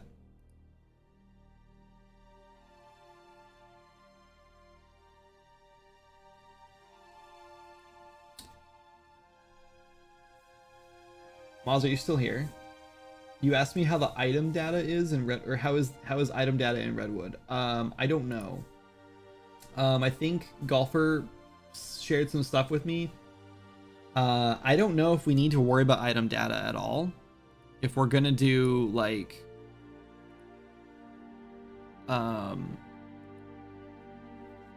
if we're not gonna worry about, well, I'll wait for you to respond because I don't want to explain this whole thing and then you not be here. I still play a bunch of StarCraft 2 ranked every day. Really? I haven't played StarCraft in a long time. I played a little bit as a kid. We played, I really wish I got into Warcraft as a kid. I just never did. I really liked it. I liked the idea of it. I just never had access to it as a kid for some reason. It was just a game I never like had. And then by the time I did have the ability to like get and play games of my own, I didn't want it because it was out of date by then, so I wasn't really interested. Don't judge me for my dumb characters. Okay, we're gonna make a human just because. Random name, except go. It's Lemmy. This is Lemmy, my new character Lemmy. Doesn't make me any good at it, but at least it's fun. Yeah, fair enough. Good nostalgia. My brother got it as a kid, and I always kicked him away from the computer so I could play. Yeah, fair enough. Yeah, we used to do LAN parties. We had several times when we all brought our laptops over to our to a friend's house, and we did a big LAN StarCraft party. It's pretty fun.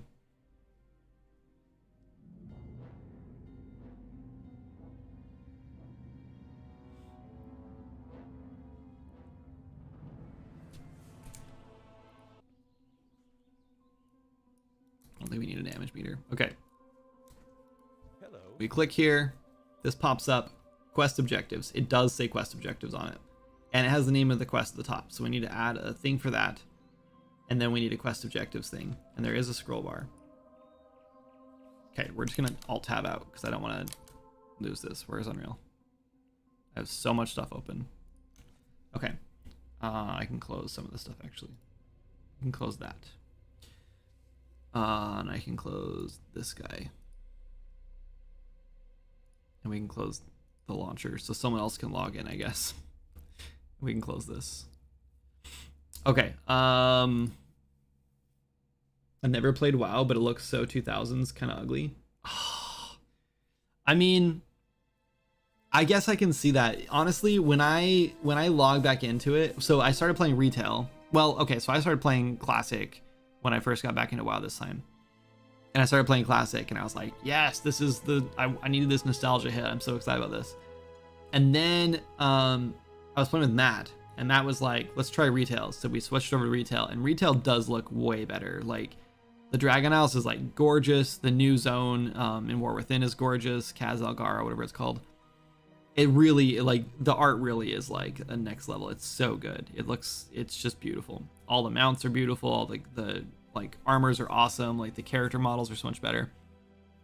And then when I switched back to classic, I was like, ooh, I kind of wish that I could play with the updated graphics, but in the same classic like mechanics, you know. You're nostalgic, that's why you like it. Yeah, no, I thought it was ugly too, but then it kind of grows on you. Like, I think when you start playing it, it's just sort of like, this is the vibe, this is what it is. So it does start looking better. For new players, I think this is weird looking. So what's your opinion of this art style then? Is it still ugly? I mean, I think these guys are a little ugly, and I'm probably gonna remake them a little bit, but I really do want to lean into like a low poly, like old school, like classic kind of vibe. Not super, like, it doesn't have to be like super, like, it doesn't need to be like I do think the humans are like hella ugly, man. I never play male humans either, because they're just so much uglier than the females. At least the females are like somewhat like decent looking. Like, their models are a little better. Also, don't love the run animations, but what this tells me though is that I don't have, like, the bar is pretty low. You know what I mean? If the goal is like building like a classic kind of MMO, like classic WoW sort of like vibe, the bar is low, which is good, you know? I'm happy with that. For art style anyway. But I don't know, I think the world looks charming. Like, yeah, the art could be better. But like, I think there's something about like the big chunky, like super low poly stuff that is like kind of charming. Not that I want to like replicate that entirely. I think we are going to have more complex geometry and stuff, because we can do it now. You know, it's not 2004 anymore. We can have more than 10 polygons in this whole building, you know? Okay, getting back to work though. We're leaving it open so we can. Your MMO feels more modern. Good. Yeah, no, that's good. It should feel more modern. I want it to feel like a modern classic WoW kind of. Female player character better than male. Yeah, every time. Almost every single game. Every once in a while, there's a game where it's like, where the female or the male character looks cool enough that I'll play a male. But usually they're just like so big and bulky and like stupid looking. I don't know. Usually. Okay. In this MMO, I would 100% play a male, but that's only because there's no female characters for any of those. So I have to, like, no matter what happens, I have to go make female characters for all these versions, or female versions for all these characters. No matter what. So I have to go do some, at least a little bit of changing for these guys. Anyway, ad break. I find them very cool. Yeah, same. Sort of all low poly stylized is good. Please make your game gory. I think it'll be a little, well, I don't know. We'll see. I'm not sure how I feel about gore yet. I don't know. I do know I want to go a little more mature than WoW does. Like, WoW is very, maybe not a little more mature than WoW, but like, definitely want to do more mature than Swords of Magic is. Swords of Magic is very casual, like cutesy, low poly, casual, like cozy game. So we're definitely not doing the cutesy, low poly, like casual stuff. We're definitely going to do more. This is war, you know. There's wars going on. People are fighting each other and dying. Is there going to be blood? I don't know. There's no blood in WoW. I guess there is. Like when you do like rend and stuff like that, like there's like a blood particle and stuff. But I don't know if I want like blood flying everywhere. I don't think it's going to be gory. I don't know. I don't think it's necessary, and I kind of like the disconnect. Like, I think you can play a game with violence in it without having to like see all of it, you know?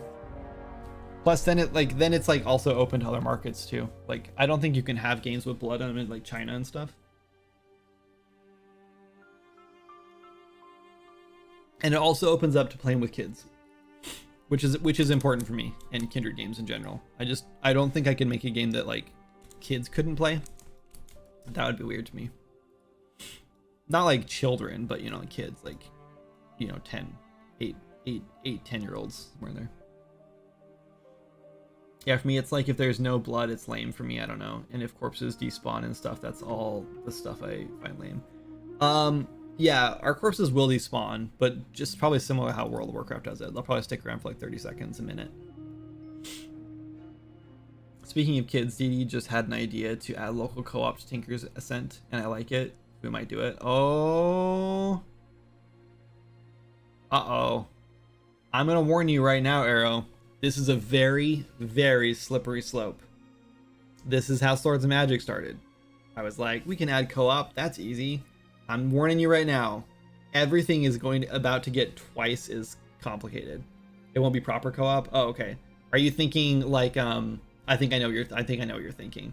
Are you guys considering like a almost like a little brother mode where you like hand the controller to someone else and they can like buff you or something, or like do little like something like simple like spamming the A button?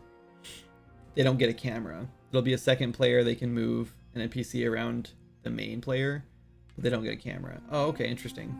So are they like tethered then? How are you gonna do that with like jumping? That sounds really difficult. It will float, so no. Oh, okay, yeah. There you go. I'll let you answer my question the second I ask it. Hold on, I'm going to the dev channel to look at your thing too, because I forgot about it. Can I don't think I can pop this out without sharing everything on stream. I can't, I'm sorry.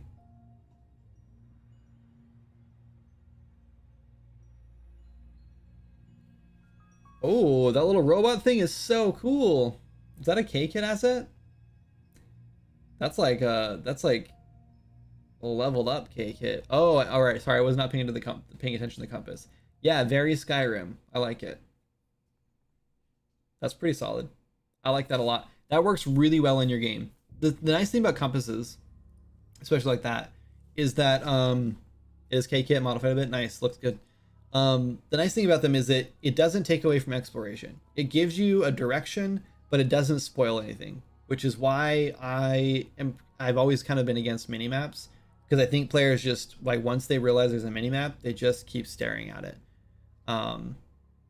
Yeah, which is, you know, what's weird. I found this was kind of a strange phenomenon, I guess, yesterday for me when I was playing Guild Wars 2. Even though I look at the minimap a lot for World of Warcraft, like I'm constantly looking at the minimap. I mean, I'm maybe not constantly, but I'm looking at it quite often. I kept finding myself opening the map in Guild Wars 2 to find like where to go next, even though I could see like all that stuff on the minimap, but I just like never looked at it. And I think it's because it's in the bottom right corner in that game. So it might have been just like I wasn't like forgetting about it, or maybe like being in the bottom right corner makes me like subconsciously like not pay attention to it. I don't know. But I played for like 3 or 4 hours probably, and I just never like even like looked at it. In fact,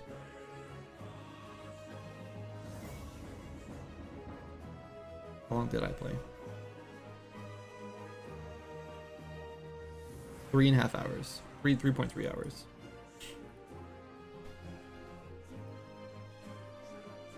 Rip New World. Yeah, I literally just installed it because I wanted to try what the final New World is like, since it's not changing anything anymore. Yeah, it is kind of sad. I think a lot of people are really upset about it. Okay, we need quest objectives.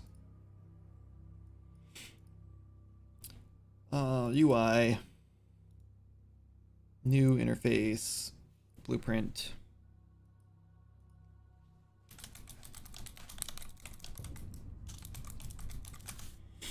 And then we need one for quest rewards too. I think I'll duplicate this for quest rewards. Okay, so let's do desired first. We're gonna throw no border and we're just gonna do a vertical box. And then a text box. Maybe we should put it in a border. I don't know. Yeah, it's fine for now.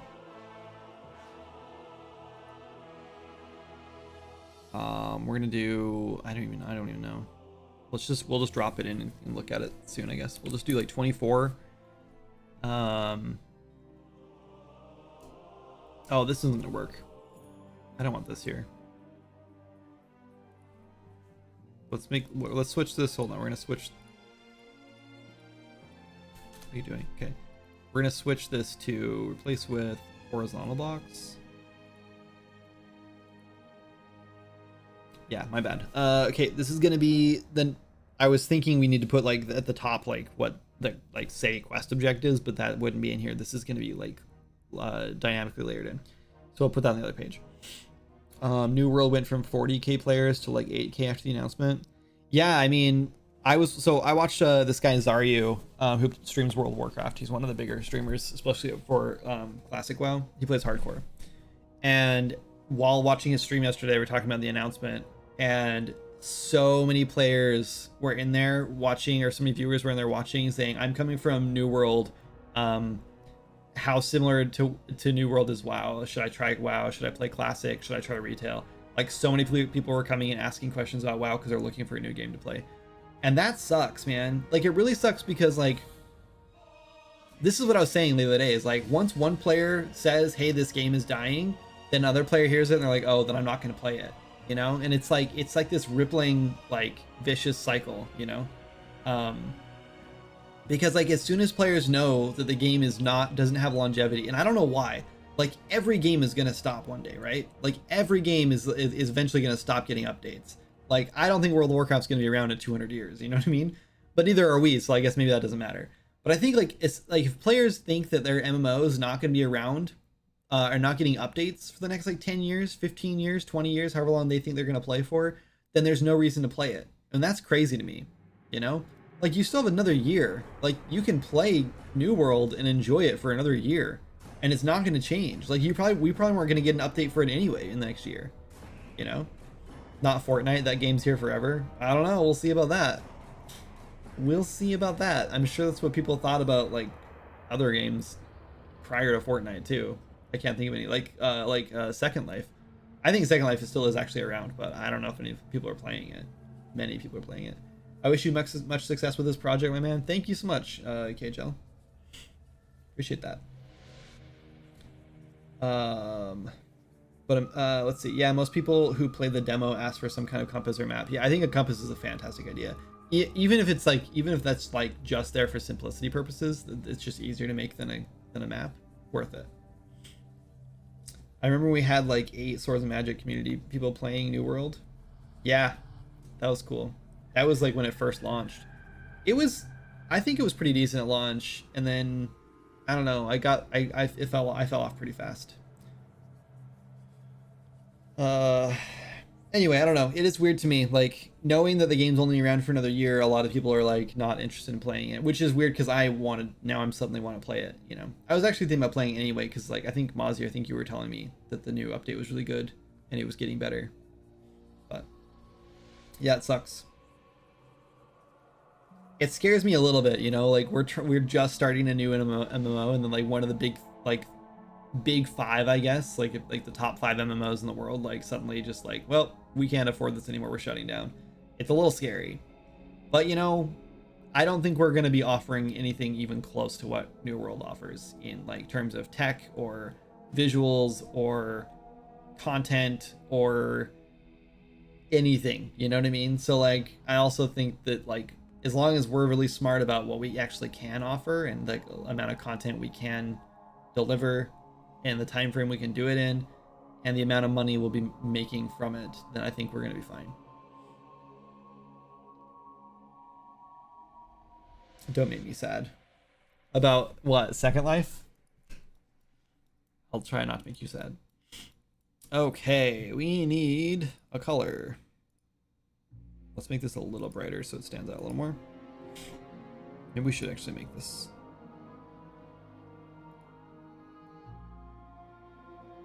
Oh, that's not how you do that. Okay. And then this was 24. We're gonna make this like 18, 22 maybe. I don't know how big this needs to be. This is gonna say like collect.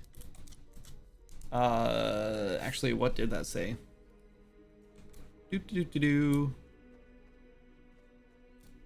It's nice having a game to reference. This just says speak with Marshall McBride. Okay, well, hold on. We need a different quest than this.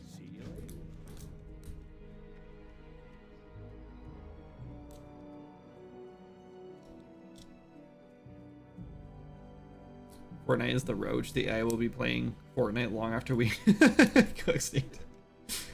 Okay, quest objectives. Bring 8 pieces of tough wolf meat. Oh my god. Okay, I kind of hate this. Do we want to copy this? I don't know if I want it to play out like a sentence, you know? I kind of want to just say like collect. Oh, I don't know. I was kind of thinking like we just show the icon of the item we want to collect, you know? Or like, well, I guess we can't do the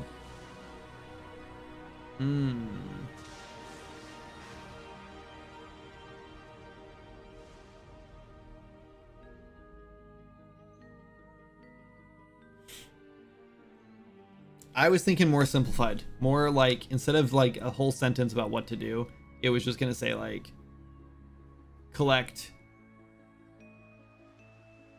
8 tough wolf meat, because it'd probably be plural. Collect 8 tough wolf meats, and that's like all I would say. But maybe not, because maybe we do like maybe we just structure this in like a dynamic sentence. So it's like bring is like, you know, this is a delivery quest, you deliver something, or collect quest I guess would work too. Is this how all of the collect quests go though? Do they all say bring, or do you think this is actually like maybe this is like a situation where they input whatever they want here, so it could be collect, kill, bring, whatever, and it's just text. They just drop it in. And then 8 is obviously a variable. You can variabilize or variabilize that, whatever. There's probably a word for that. And then pieces of is interesting. That seems like flavor text they add in. Tough wolf meat is clearly like a variabilized like item name, even capitalized. To Egan, and then yeah, the 2 would be, I guess, put in manually. Well, no, because you wouldn't say that for if it was collect. It'd be 4. So that would be. Yeah, I think this is gonna be a situation where we just. Do we just manually type this?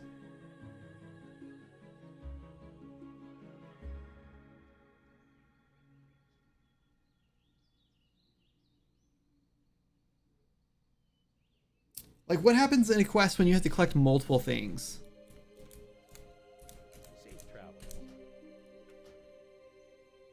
Who needs flavor text? Just make it an objective. Yeah, I mean, like, I like it better as an objective. I'm just trying to decide how to handle it best.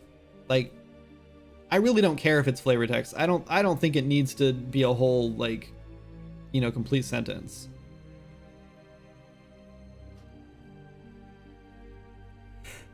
Let's log into this character and see if she has a quest that makes more sense, or that like has more options on it. And try really hard not to go do any of these quests. Like this one just says speak with someone, and the objective is right at the very top. So in your quest log, the description is at the bottom, or in the middle, and then yeah, it's like this one. Slain. But this one, Chief Engineer wants you to take the strange smelling powder into Ashland Stone Smirk, this explosive. So maybe we just do, I don't know.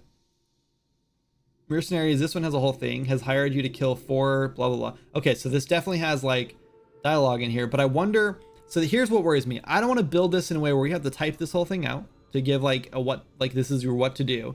And then here's the list of all the objectives. And then if you change this objective, let's say we're like, okay, well, 4 is way too many, so we need to change this to 2. We'll make this so you'll have to kill 2 of these ogres. Does this automatically update this as well? Is this dynamically written, or then do I have to change the dialogue in here? And if I screw up, then I've got a typo. That's what I'm worried about. I am trying my best to build this in a way where there's like no chance of getting like typos, right? Other than like, obviously in the description or something like that, there's gonna be. But maybe that's why it doesn't even matter.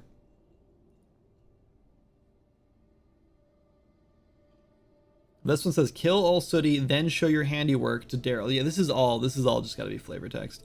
All right, so we're just gonna write like description, objective description for the quest, which we'll show. So we'll show this, the objective description, and then we'll list the objectives, and it'll say 0 out of 1.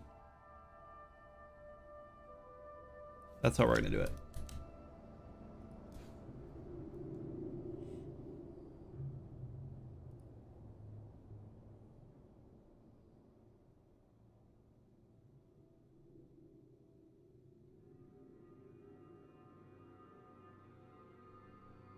What? Sorry.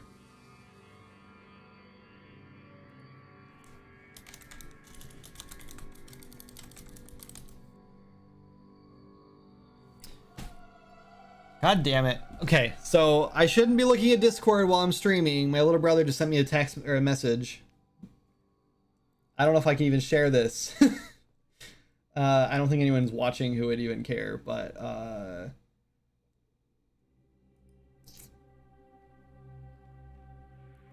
sorry, yeah. No, my brother just announced that he's having another baby. I just discovered that right now while I'm live on stream. God. That's crazy. Sorry. Congrats to him, I guess. I'll have to call him in a minute. In fact, it's actually already 2 o'clock and I need to go eat some lunch. And I've been live for almost 4 hours. I'm sure Jana would like a break from the baby. She's had him all morning, so the toddler. Anyway, so yeah, we're actually at a pretty decent stopping point. Anyway, yeah, thanks guys. So I think I'm gonna wrap up here. Anyway, what are we looking at? 24 viewers. Do you guys want to go raid someone, or do you want to just disperse and use your own brains to figure out what to do next? You guys tell me. First person to post an option, we do that. Raid, okay. I'll off. Raid dual wilded live. Who's dual wilded live? Do you have a link?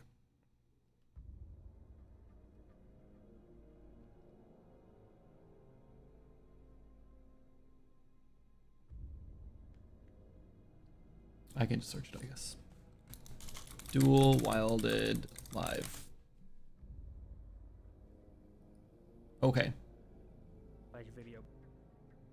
Yeah, this thing's cute. So let's do this. Okay, raiding. /raid. Paste. Dev behind In Cave Runner. Are you like him? Okay. Dual wielded. Oh, I got it. Yep. Yep, my bad. That's a better name than dual wilded. Anyway, you guys are the best. Thank you so much for hanging out today. Thanks for all the support and feedback for this game so far. Like I said, I really was expecting to tell people like we're making an MMO. People were like, "You're an idiot. Why are you doing this? You can't even finish your other game." And then like raise pitchforks and torches and chase us out of here. But yeah, no, actually, you guys are pretty supportive, and that's really awesome, and I appreciate that. It helps motivate me to keep working on this thing that I want to work on, even if it's crazy and I shouldn't be working on this. I don't know, it's cool. Anyway, I'll be back on Tuesday at the latest, maybe sooner, who knows. I've been having a lot of fun streaming. We streamed 3 times this week.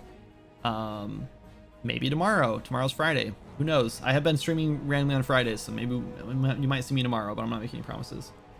Anyway, yeah, so I'll see you guys at least at the very latest on Tuesday. Have a fantastic weekend if I don't see you sooner. Don't forget to subscribe and check out our Patreon and all that stuff you can do. There's that thing if you want to do that. Yep, and I'll catch you guys whenever. Bye. I just went to wave at you, and then I realized I pushed the button already, so there's no point in waving. Okay, bye.